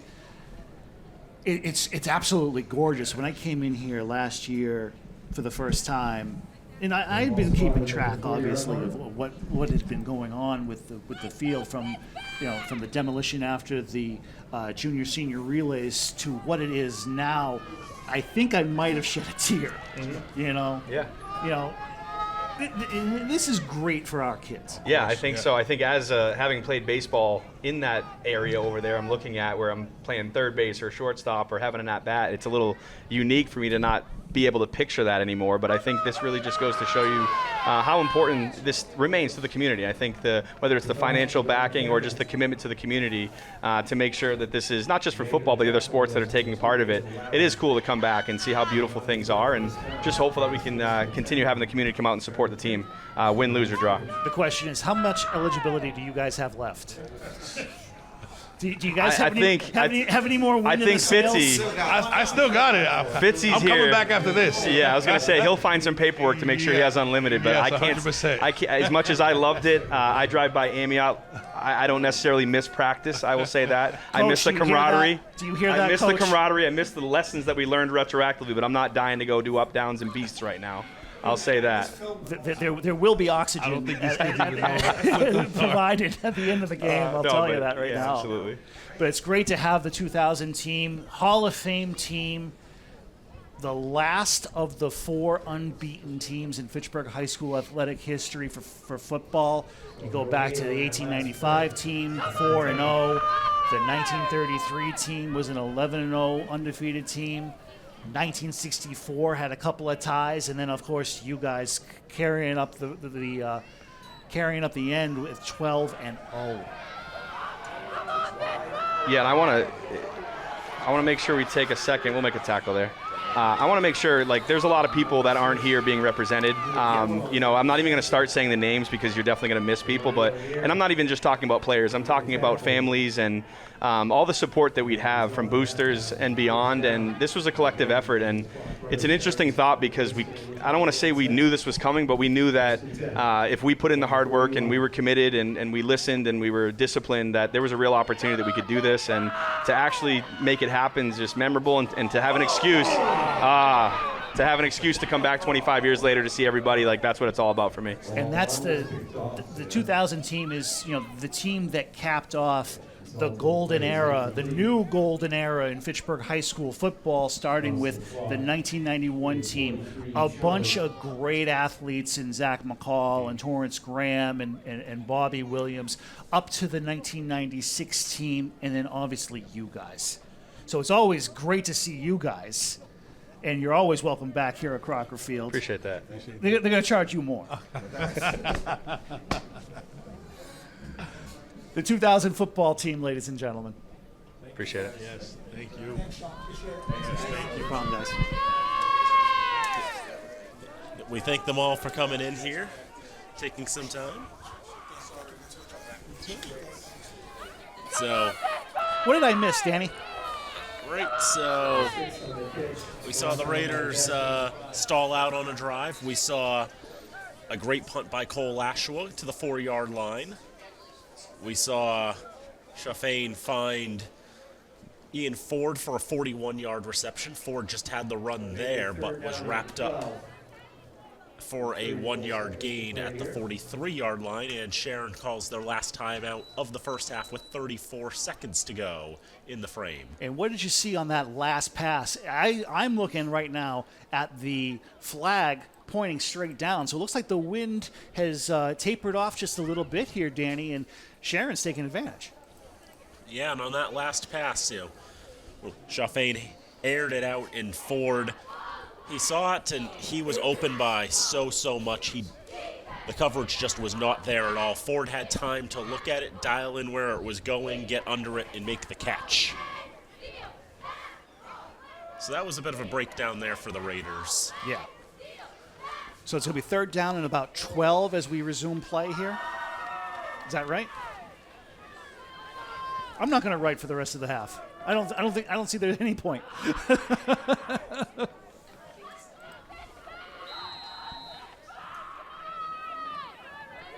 just trying to figure out how it got there. I thought I had that pass going for 41 yards, but apparently it went for 44. Here's Chaffain. He'll throw to the left side, wants Ford again.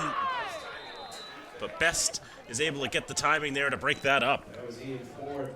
Putting Jerome Best into this secondary, I think, has really helped. That's the 2nd or 3rd time that we've seen Jerome Best make a big play in the secondary, Dan. Oh, there's a flag on that play? Oh, I see it now.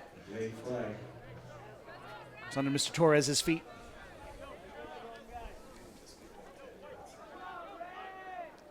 Paul DiGeronimo looking for an explanation.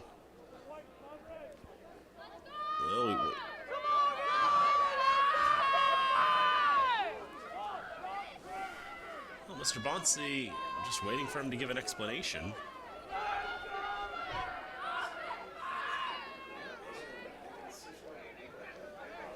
The umpire's ready to walk it off. Personal foul, defense. That's going to be 15 yards. Are they trying to say that was like a too high of a hit? I don't know what exactly they did call in that. Just a personal foul. I don't know if maybe there were words afterwards. Could have been. You never know. Say the things that you're not allowed to say. It's against the rules, as Johnny would say. Against the rules of American football. Result of the penalty is 1st down. On the whistle.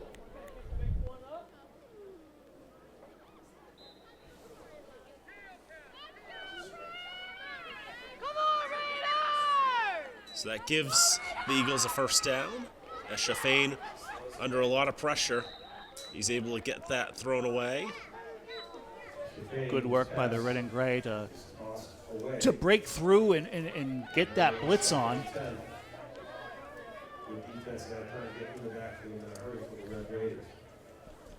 The band is lined up. They're ready to go for halftime. I got a lot to catch up on.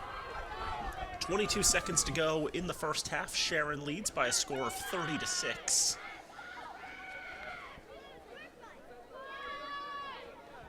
It took them a little while to get going, but once Sharon got themselves dialed in and figured out what was going to be the plan for success, they've really been making it work. Without a doubt. Chaffain throws left side. There's a flag and a provisional touchdown for Wyatt Young. An eligible man downfield, I think, is what our side official is signaling. Probably number 50, who is probably a few yards away from where he should have been. Ineligible receiver downfield. No touchdown.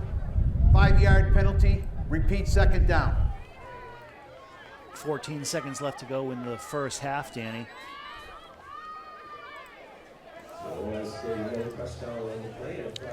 Wyatt Young, the senior, would have had his 2nd score of the campaign at an 82-yard touchdown catch earlier this season, but he's not going to get to add to his account on that one. At least not yet.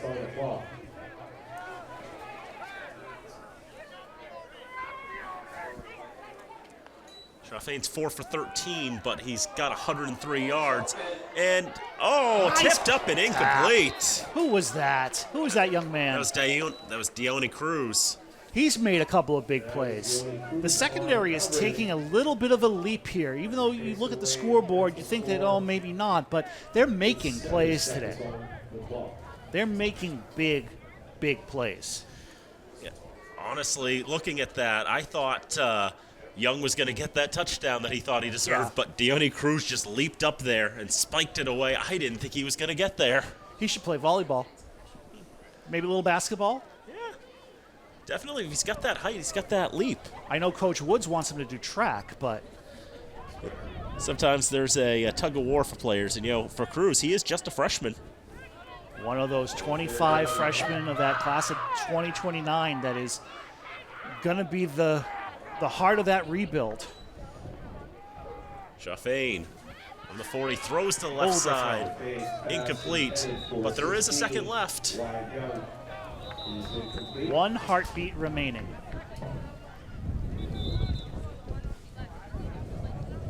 Up and now that time, that clock just ticked off. Please put 2 seconds back on the game clock. 2 seconds. And Mr. Bonsi checks with his time on the field, and they say they've got 2 seconds. I believe it is that near side official who keeps the time. Remember back in the day when the time was quote-unquote unofficial? Right. It was all kept on the field, but now they're including official timers. Yep, who do a tremendous job. Yes, they do. Looks like Paul's going to call a timeout now. One quick last thing about that 2000 team, Danny. One thing I didn't really mention in that little spiel that we had, that interview segment, that team was, they didn't have like real magnificent players. They have players that are in the Hall of Fame that were great athletes, but all together they were greater than the sum of their parts, and that's why they were 12-0.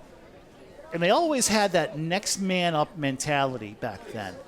Always next man up. If someone went down, you had someone who was going to fill in the gap.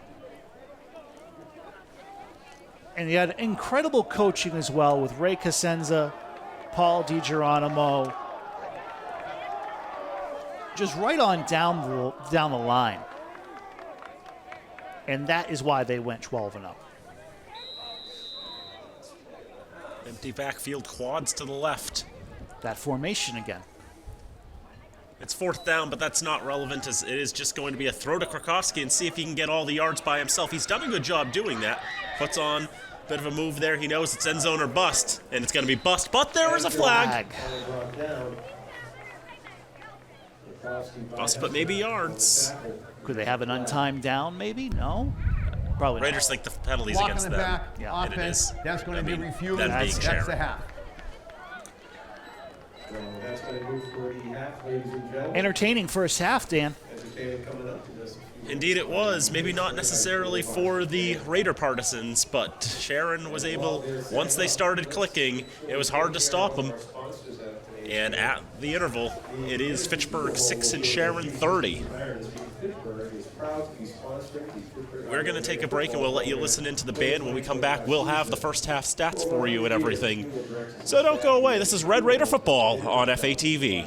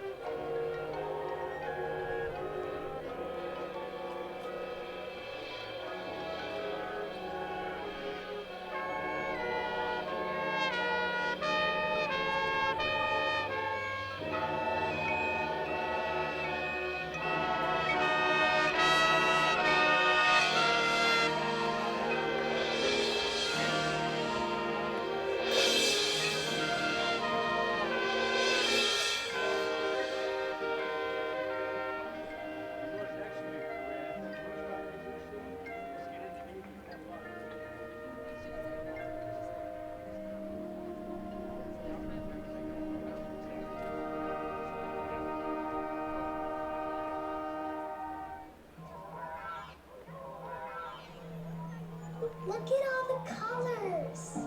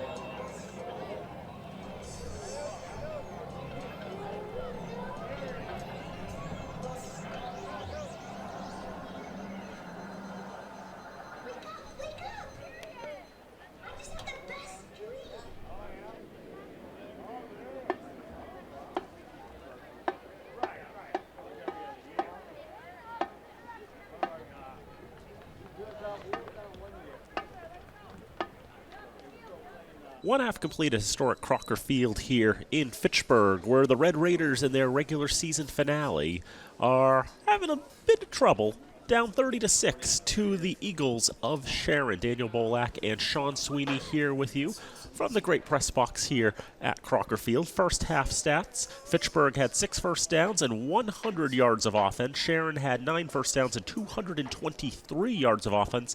5 of 16 passing, but for 116 yards and a 50-yard touchdown throw from Ben Chaffain to Joe Seaman. In addition, 2 touchdown runs by Matt Krakowski. He's got 7 carries for 119 yards for the Eagles. And then, of course, after the first touchdown, where the game really started to fall apart for the Red Raiders, was the subsequent kickoff. Jerome Best lost a handle on it. Randy Wayne was able to recover it and run it back for a touchdown. So as quickly as it was made 8-0, it was quickly made, well, worse than that. That's putting it, putting it lightly. I mean, ball control has been the problem for Fitchburg High School today. Ball control and field position. And wrapping up a little bit has also been an issue too. But we've been talking about that for a couple of years. But the big thing right now for Fitchburg High School, they're going to get the ball to start this third quarter. They need to execute. They need to run the football. They need to hold on to the football. There's not much more that you can say outside of those things to get them back into this football game. Down by 4 touchdowns right now. They need to hold on to that football. And, this is a game where they're not, for the Raiders, you're not going to get 24 points in one play. No, it is you're not. Technically a 3-possession lead for Sharon by the maximum margin. But you have to score on this opening possession to give yourself any type of chance. You don't have another HDMI cable in your pockets there? Yeah, our monitor's not working today. It's just, it's a thing. That's okay. Who need monitors? We don't need no stinky monitors. The funny thing is, though, that the scoreboard that you see on your screen is wired in. And so the funny thing is, I forgot during these afternoon games, the way that the light shines on the scoreboard, it's actually kind of hard sometimes to pick out those digits. It is. And I was talking with Todd Robbins, the athletic director of Fitchburg High School and Fitchburg Public Schools. I'm like, well, if we're going to play these afternoon games, we need the scoreboard over there. We need it right over there. Yeah, it's been over on that left side as far as I can tell forever. It has. I mean, and you have seen the old-time video of the old scoreboard, the very old scoreboard from the 1960s, and it was in primarily that area of the stadium. Yep, with the hands, and then it's been replaced. This is at least the 5th different scoreboard that's been at Crocker Field. I would say so. Of course, that scoreboard is in the area of where the old tennis courts used to be.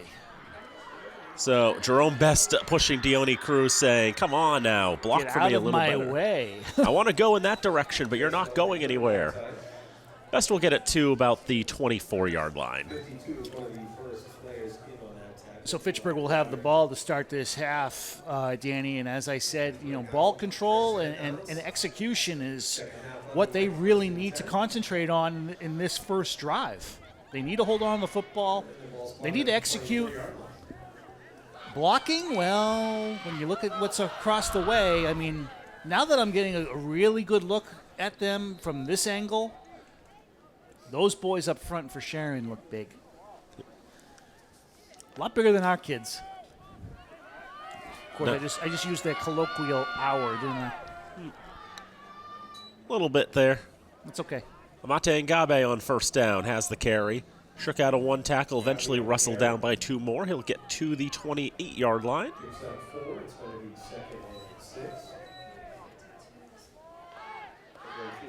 Just a big bruising young man. He gets the ball and he just runs right up the gut with it, as you should as a fullback. 4-yard gain for Amate Ngabe. He's got 4 for 16 on the contest. Oh, ball's loose. Another fumble by the Raiders. That's at least the 5th today. Doyle will recover it. Look like a bad snap there? I would say so. Team rush? Is that team rush? Yeah. Okay.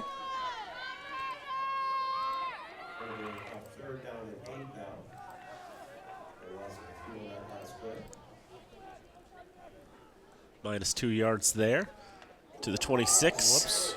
Some more miscommunication, but Best will come out with it, and then he's just going to head out of bounds knowing he's not going to win the fight downfield. Gets a couple of yards.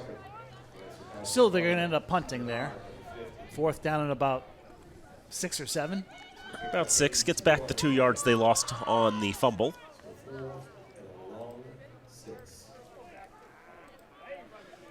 A couple of broken plays for the Raiders, and just they've got their wires crossed at the moment.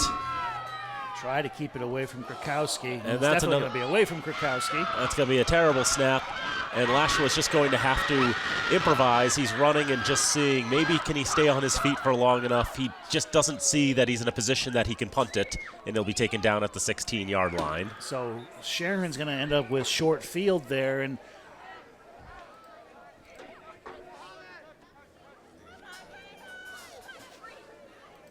tried to get that bad snap right over the head, and that comes down to execution. The fundamental plays that you have to make. So Sharon will start 1st and 10 at the Fitchburg 17. We had a block in the back. That's going to be refused. 1st down. White. So even if Lashua had gotten the 1st down, it would have been called back. Yeah, because of the penalty. But hey, credit to Cole Lashua for staying with it, giving a couple of stiff arms. Good to know he can line up as a running back at some point. He's got athleticism. He does. 17 yards from goal are the Eagles, and they're going to go for it all, and wow, that was a Picked off, mistake. right at the 3. Angel Lara's got the interception. Big pick, Angel Lara. Right to him. He didn't even move. Yeah, I mean, he heard me say it's like that was a mistake as it's going through the air because... it was right to him. Well, the thing is, I think he may have wanted to find number 2. In a sense, he did. That's not the right one. Wrong number 2. Wrong number 2. Whoops. That's okay. So Fitchburg will get the ball at their own 28. So a little bit of a shift.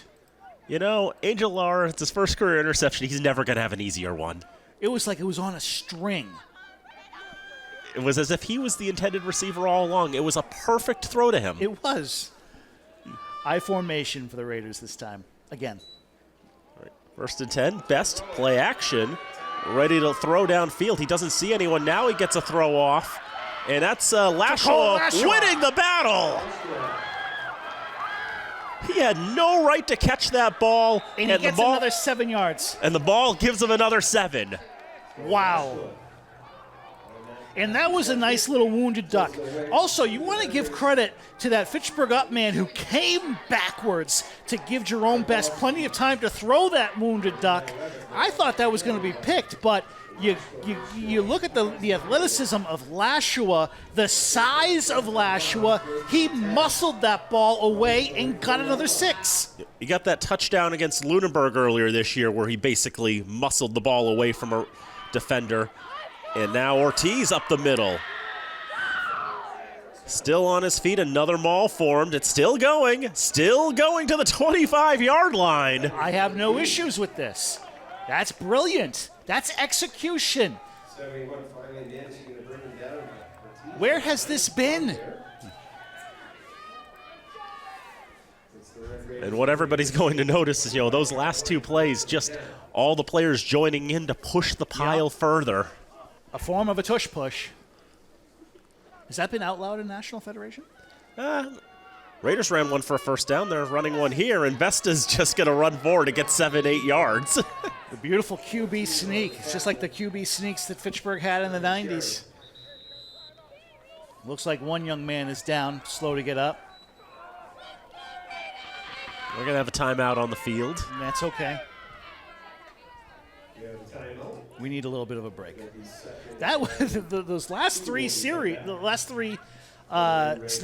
have just been very positive for Fitchburg. I mean, they started this drive, what, the 24, 28, did we say? 28-yard line. And now we're down to the 17 of the Eagles. So think of it this way. That first drive for the Raiders, pretty much everything went wrong on it, even down to the punt that wasn't. Mm-hmm. And then the Raiders are gifted the ball on an interception, and then the next three plays. I mean, since the Raiders gave the ball to Sharon, the last 4 plays or so have all gone perfectly for the Raiders. And now they're heading in. They have to execute here. They have to score if they want to have a chance of making this a tighter ball game.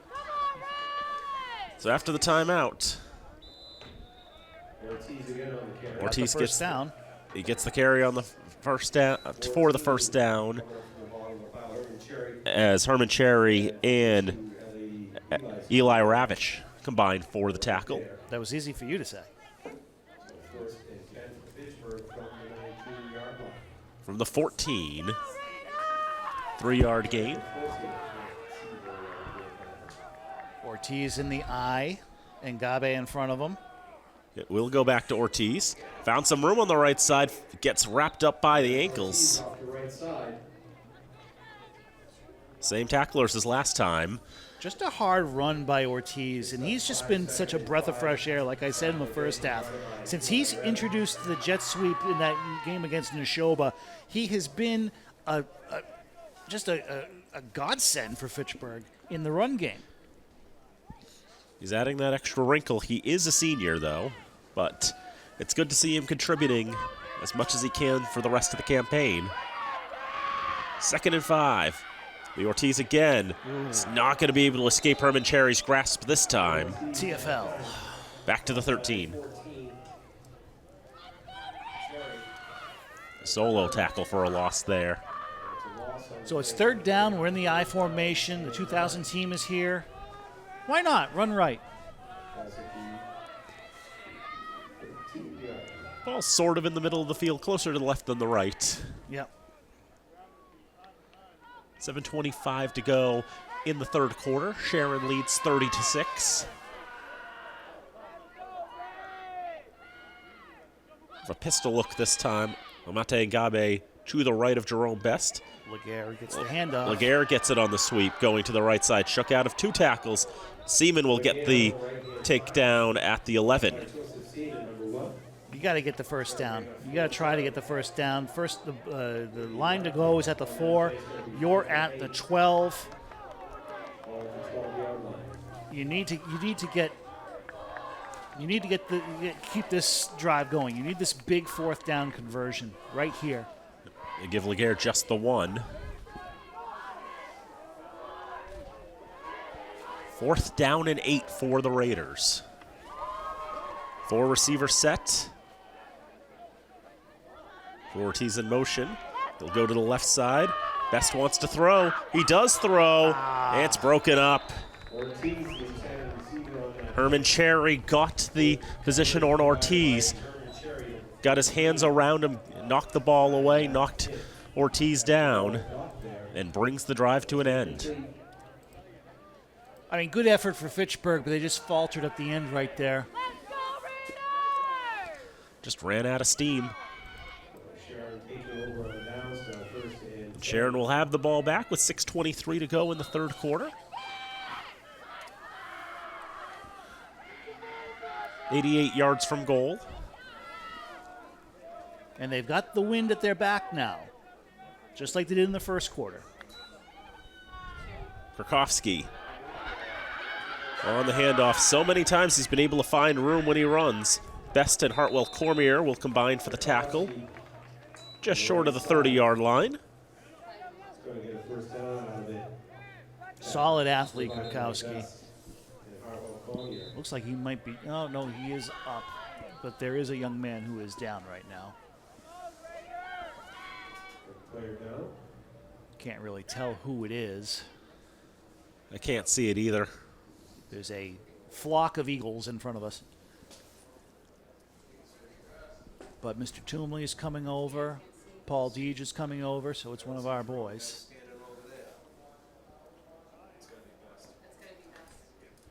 One of the Sharon athletic staff, training staff is with them too. It is Jerome Best. Nice hand for Jerome, the junior. Second-year Red Raider. He's been one of the great athletes in this program.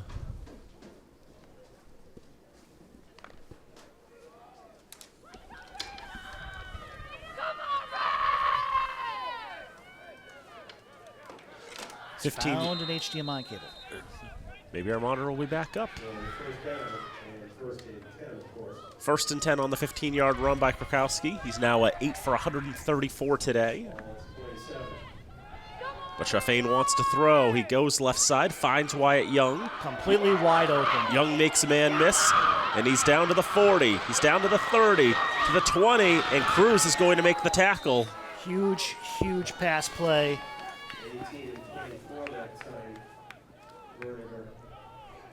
You know, I'm kind of glad I'm not an epileptic, you know. Otherwise, that was going to be 6. Well, we diagnosed it wasn't the HDMI cable. Nope, not the HDMI cable. I mean, good play on Shafain right there to find the open man. No one around him. He makes one smart move, cuts to the left, and he's off to the races. Gets down inside the 20, down to about the 15. Given to the 16, that was a 57-yard reception.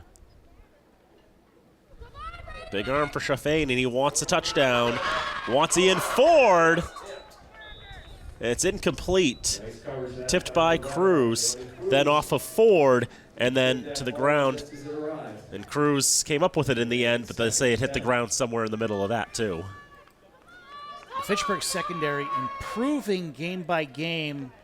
We haven't really seen them play like this season, but they're all over they're making these big plays. I mean, they've only been beaten once, really, on a big pass play, like through the secondary. Outside of that 57-yarder we just saw, when that was just a swing out. The secondary is really playing and earning its money today. Shafain fakes the handoff to Seaman, throws it out to Krakowski on the right side. Nice Laguerre's tackle. got him wrapped up at the 15. They're wrapping up. I love it. That's football. Wrapping up is football. Turn that off. Yeah, just not happening today. No, we don't need no stinking monitors. We had a try. He did. He tried. Very good effort. Yep, Nate Glenny is a tremendous man. I mean, I asked him, do you have another HDMI cable somewhere? And then he comes up with one. But it turns out it's just some other flaw in the system. Obviously, it's a little bit of a different go today. Seaman gets the shovel pass forward, and he goes to the corner to the end zone. He's got his second score of the day. That was a nice play. Nice, well-designed play. Gets the little flip. He comes in motion, gets the flip, finds ample room over on the other side, and he's in for the TD. And the Eagles now septupling up the Red Raiders, 36-6. We had that at what? That was at the 16-yard line? 15. That was at the 15. We're going to call that a 15-yard touchdown. Okay. I'm not doing much writing right now.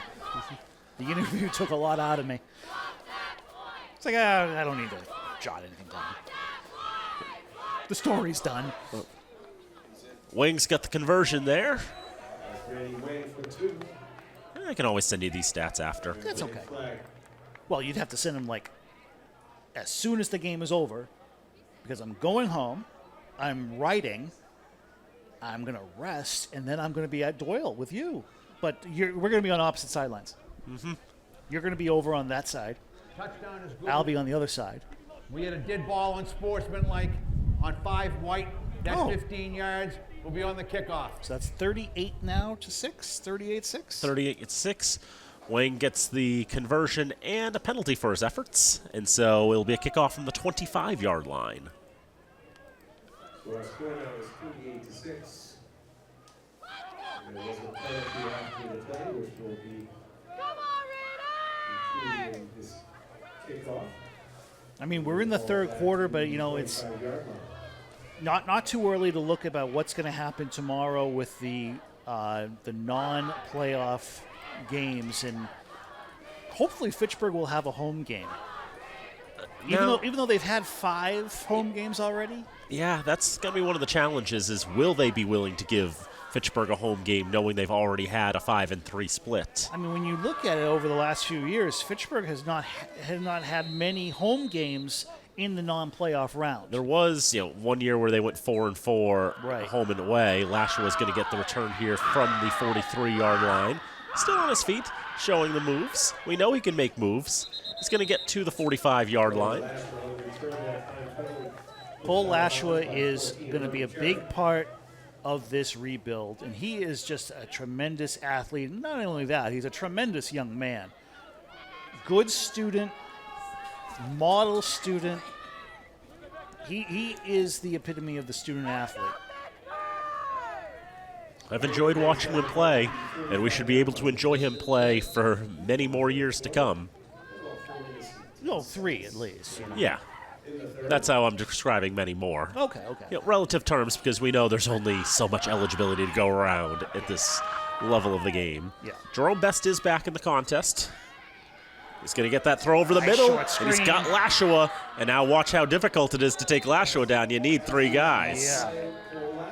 Lashua, that big boy on that screen. And now Seaman is slow to get up.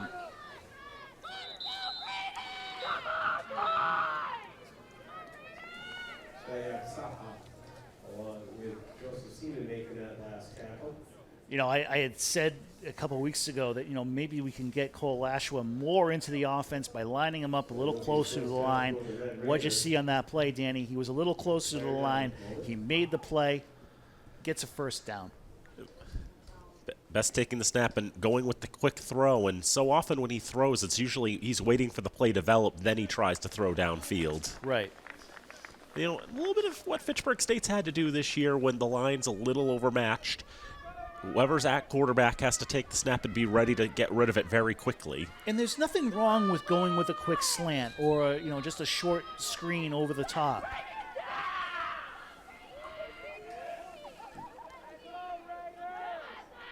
First and 10 now. Best. Got. And the ball's gone. Ball's loose. And it's going to be recovered by the Eagles. It's going to be McDonough who gets the recovery at the 30-yard line.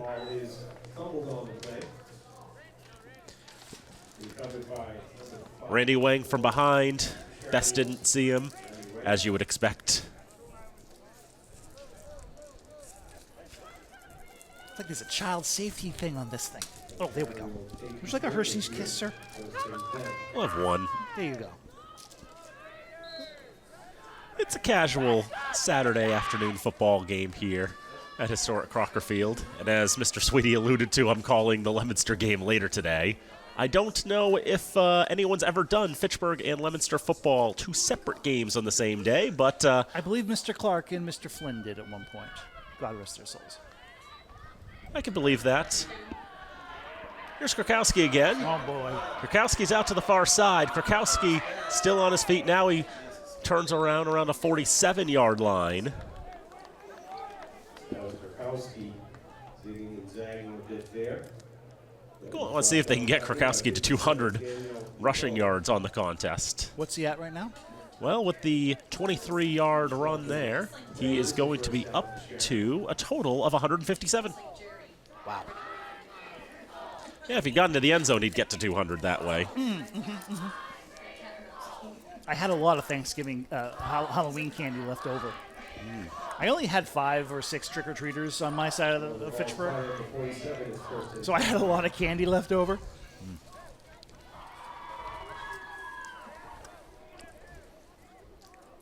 Trips to the left, single on this side. Shafane Throws right side. Seaman's open. Seaman's got the catch. And a big tackle. Dominic Berdiger able to get the tackle inside the 10-yard line. First and goal. Seaman got himself open. Just had that. That's what happens when you have the wind behind them. Had the touchdown earlier in this contest. Those big strikes.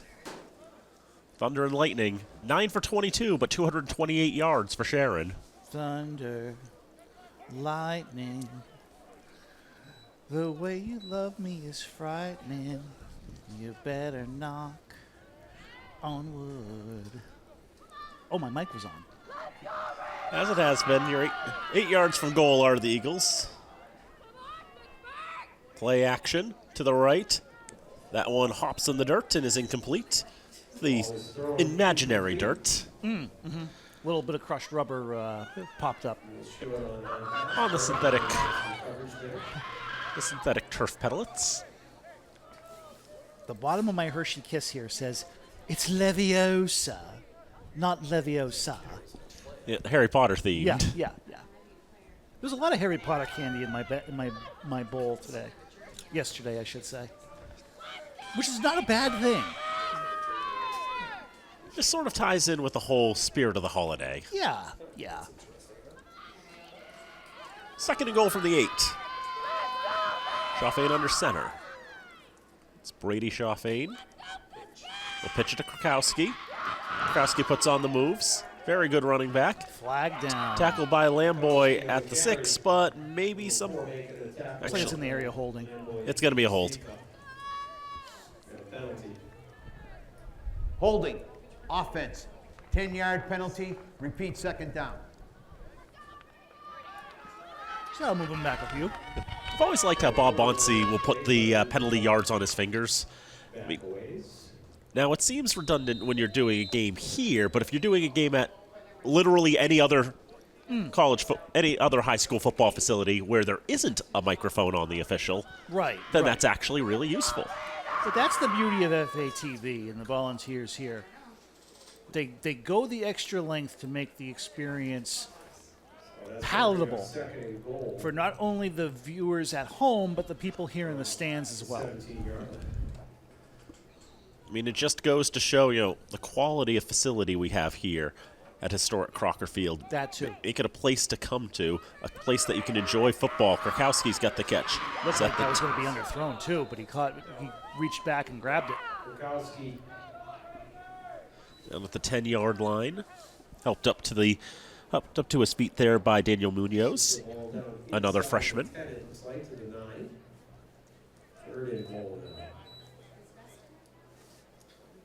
I wonder if me praising FATV is going to give me another 0 in my paycheck from Mr. Glennie.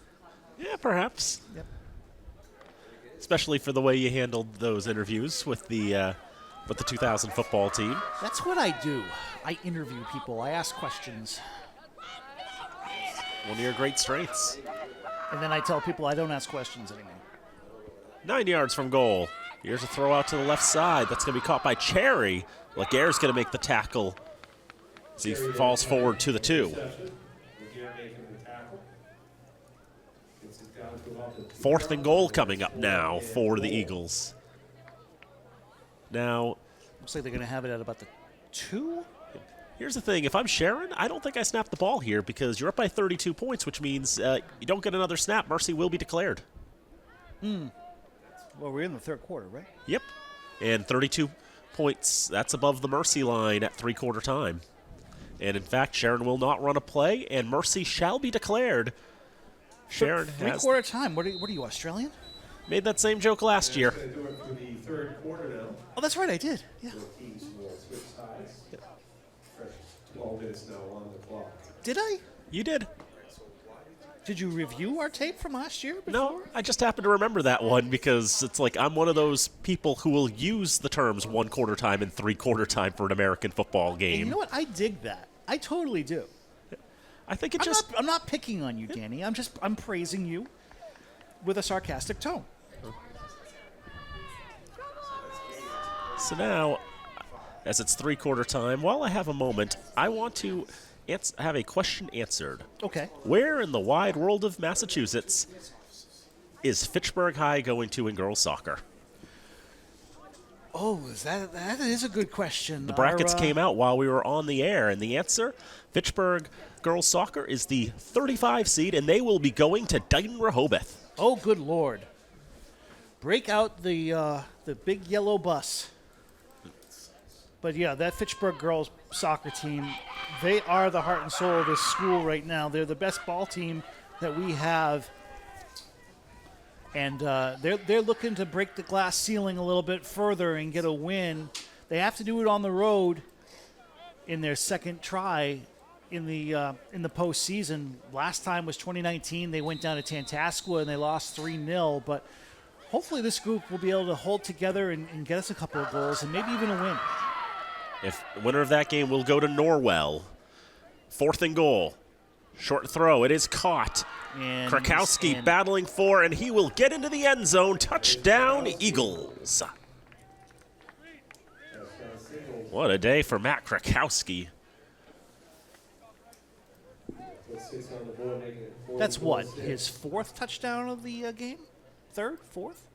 It's his 3rd, I believe. Yes, 3rd touchdown of the day for Krakowski. Okay, yeah, so he had the one that made it 8-0. And then the first play after our touchdown. Yep, the one that made it 22? Yeah. Yep, the one that made it 22, and then, or maybe it was the one that made it 30, actually. Yeah, it was the one that made it 30 because the one that made it 22 was 22-0 after the to first. Seaman. Yeah, that's right. And then we scored. Yep. Wayne's got another deuce. That's Wayne for 2.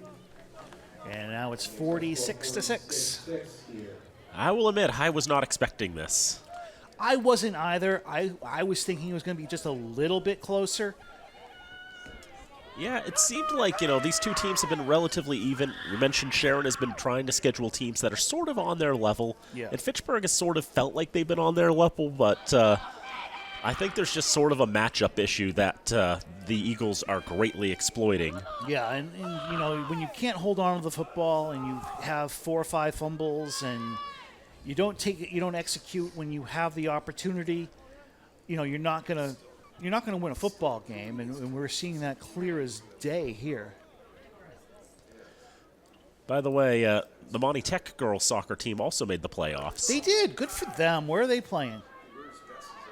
They're going to need a boat. Oh, they're going to the Vineyard. Bring your Dramamine. Not the first time a Monty Tech team has been sent to the Vineyard. Yeah, hockey went there a couple years ago. They did? If I remember correctly. Yep, 3 years ago. Yep. And then, how about the St. Bernard's girls? Yeah, they also went there. Where are they going? Do you know? I'll have a look-see. Okay. Cruz with the return gets it to the 35-yard line. And we have a little bit of extracurricular activity, but no yellow hankies are flying. They're trying to separate. So St. Bernard's would be in Division 4, I do believe, or are they 5, actually? Yeah, we'll check both. Yeah, I think they're actually in 5 now that I think of it. I didn't bring my laptop today because I got plenty of time to write my story. I have no deadline today. I'm fine. I'm going to go home. I'm going to put my feet up. I'm going to have a little iced tea maybe, and I'm going to write my game story, and then I'm going to rest, and I'm going to go over to Doyle. St. Bernard's is going to Ipswich, the girls' soccer team. That's not bad. That's a nice little drive. It'll be a much shorter drive if they win because they'll get Littleton in the round of 32. That would be a very, very interesting. How about the St. Bernard's boys? Ooh. We'll have a look-see there. They're in Division 4, and the Bernardians on that side of it. Cohasset. How about the Leominster teams? I know the Leominster boys have made it. I don't know about the Leominster girls. I think the girls were going to need to make it on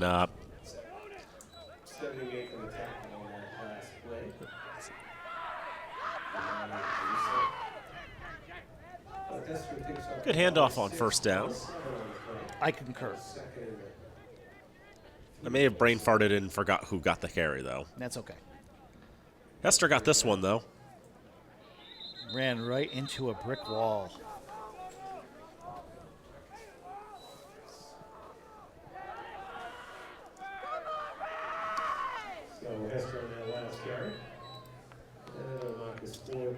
Gets it up to about the 44-yard line, so it's going to be third down and about 1 and maybe, how about 1 1/3? Is that fair? About 4 feet. Yeah, 4 feet to go. Yeah, why not? I formation. Still giving them 2 yards. Ortiz had trouble getting a handle on that football. Loses a yard. Big 72. Was that 72 or 62? 72. Nope, that was Josh Ronan. Only had 2 tackles coming into today. Gets an opportunity to play a little bit late in the contest with the clock a-running. Yeah, it looked like he just brushed him and he fell down. Just enough to knock Ortiz off balance. 4th and 2. Delayed handoff, and it's gone again. Ortiz couldn't get it, and it's a recovery for Neil Reyna, senior tight end and linebacker.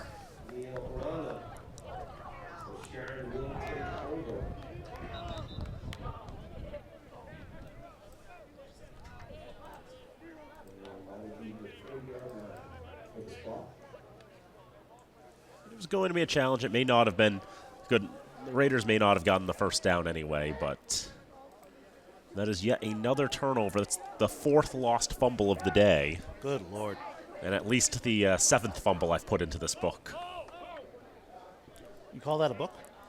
Oh, well, it is a notebook computer. Yeah, so that's fair. Yep.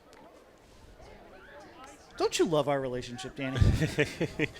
We've only known each other for what, 15, 16 years? Something like that. Yeah, because you were at Fitchburg State at that point. Yeah, started calling games. Yeah, I think I met you my first year calling games at Fitchburg State. Yeah, it was a long time ago. I had less gray hair, and you had shorter hair. When I first met you, I didn't even have a beard. You are right. Yeah, you didn't start that for a while. Yeah, and like this particular beard, I started in 2013. The fact that you know that. Well, I took a picture the day I'd shaved, and then it turned out, when I realized I had it, it's like, well, the day, whatever's time stamped on that, that's the day. Okay, I'll believe you. So I don't need to have to keep it in my head if I've got a digital record of it somewhere else. Fair, that's fair. 1st and 10, a low snap. It's a handoff, though. It goes to Wang. Wang's had quite a day.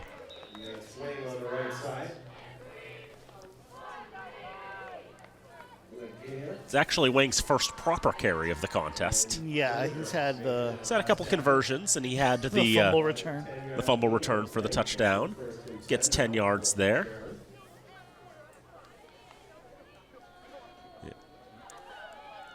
Another first down for the Eagles. It's afternoon, but it's been one of these nights for the Raiders. Going to that left fullback again. Wang again. So, whoever is scouting this game, whoever's going to be Sharon's next opponent, and you see back split on other side of the quarterback, it's going to the left fullback. It's going to him every single time. I guess they haven't really designed the other part of that. So yeah, when you see this particular setup, you see you see Aiden Alves, the freshman, taking snaps at quarterback here. So the way it's been telegraphed, it's after it was picked up by Alves, it ended up going to Cherry. Bad snap. That's not typical. So what I said stands. That was Cherry that time. Ultimately, Cherry's able to improvise and get a couple of yards out of it. He's a junior. He'll be part of this future for the Eagles. 3rd and 6 now. Yeah, we'll call it 3rd and 5 at the 26-yard line.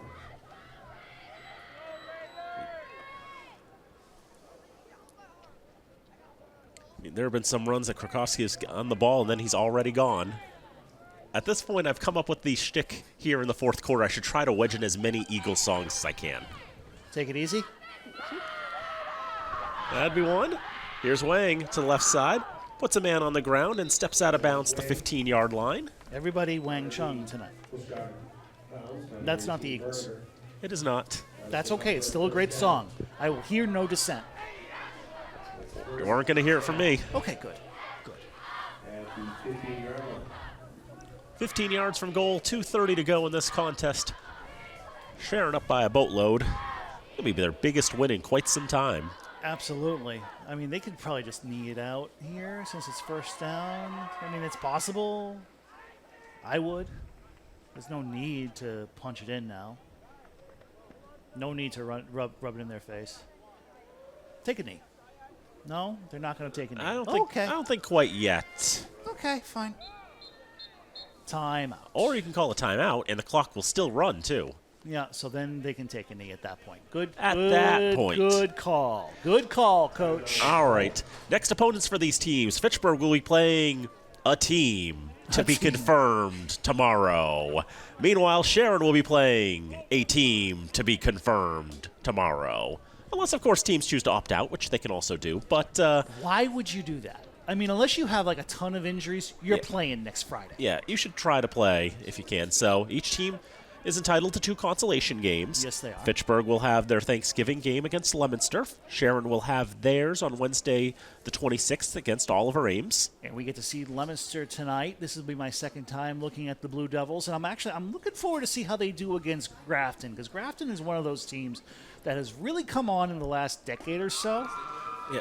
Grafton ended up graduating so many seniors last year. I believe I was looking at some numbers and found they only returned 1 starter. Wow. But they've been shaking and moving. They've been in games, and if they get a win tonight against Leominster, they could sneak into the playoffs. Although interesting to see. Yep. So they are going to take a knee. Take a look how the fullbacks are. Yep, this is victory formation out of the shotgun, and Chauffain's going to come in to make sure they don't mess it up. Yeah. Wait till the clock's under 40 seconds. Take the 1 knee. That'll do it. And that will do it. The Sharon Eagles, first time I believe they've ever been here to Crocker Field. Yes, they have. And they will take an enjoyable trip back home, a 46-6 victory. So I know we were hoping for something a little different, Sean. I mean, yeah. I mean, this game came down to ball control. Hands down, it was ball control, no question about it. Fitchburg fumbles the ball 4 times, and when you can't execute when you have the football, that's what's going to happen. And the final score is the indicator. Probably should have been a little closer in terms of Sharon's point total, but when you have a player of the ability of Matt Krakowski, who is a senior, who really made his presence felt last week against Newton South, you're gonna have those types of games. And when you have someone the skill of Sufrain, that's a big help. And when you have the wind at your back, like he did, you were able to complete a lot of those passes. But let's not take anything away from Fitchburg in terms of how they played. There were some moments of greatness with the ball where they were able to move the football with ease. And the secondary, say what you will about the final score. This is the best the secondary has played this year. Ultimately, they held Chauffain to 12 of 26 through the air, 246 yards and 3 scores, though. But 12 of 26? 12 of 26. And the number, that last number? Yep, 246 yards. 246. Wow. Yep, 3 touchdowns, 9.5 yards per. I have to do some math in my head. Yeah, per attempt. Yeah, that's not bad. Mm-hmm. That's not bad. Krakowski finishes 9 carries for 157 yards and 2 touchdowns. 157? 157. Joe Seaman, 3 receptions for 104 and 2 scores. Krakowski also had 4 catches for 24 yards and a touchdown. Meanwhile, we look at the Raiders' numbers. Jerome Best, 4 of 7 for 77 yards and a touchdown through the air. Best was also 13 for 28 on the ground. Gabriel Ortiz was 12 for 73 on the ground, team leader in rushing today. Had some pretty good runs. Then 3 catches for Cole Ashwa for 55 yards. And Jemani Laguerre had the 22-yard touchdown catch. They did good things today. Sharon finished with 400. Needed more. Yep. Sharon finished with 411 yards of offense. The Raiders with 173. As the Raiders finished the regular season 1-7. Sharon rises to 3-5, eligible for the playoffs, but far too far out of the Division III hunt. And so both these teams will get consolation games, and again, those consolation games they'll have over the next 2 weeks. The opponents for next week's game on the weekend of the 7th and 8th will be announced tomorrow, or if you're watching this on demand, you'll probably already know who it is. But look at the MIAA website for more information on that, and also for where all of the 128 teams who will be playing in postseason football in the MIAA playoffs will be going. Lots and lots of game to play. We're just entering the month of November here. We're 14 hours or so into the month of November, and there's still so much to play for, regardless of the sport, whether it be football, whether it be girls soccer, boys soccer, field hockey, volleyball. Still so much to play for. Still a lot to do, and it's still a lot to have, and we wish the Raiders girls soccer team the best of luck in the postseason. Absolutely. Yep, their second ever trip to the playoffs in girls soccer, and they'll be going down to Dighton Rehoboth. Enjoy that trip. Bring a sandwich. And the next time the Raiders will be at home at historic Crocker Field, we'll bring it to you. Perhaps it will be Thanksgiving against Leominster. We'll definitely be here for that. Maybe it'll be another consolation game along the way. We'll be here for that as well. But for now, we're going to sign off. Final score for the final time was the Fitchburg Red Raiders 6 and the Sharon Eagles 46. For Sean Sweeney, for Nate Glennie on camera, I'm Daniel Bolak saying thank you for tuning in. We hope to see you next time. Until then, so long from Fitchburg.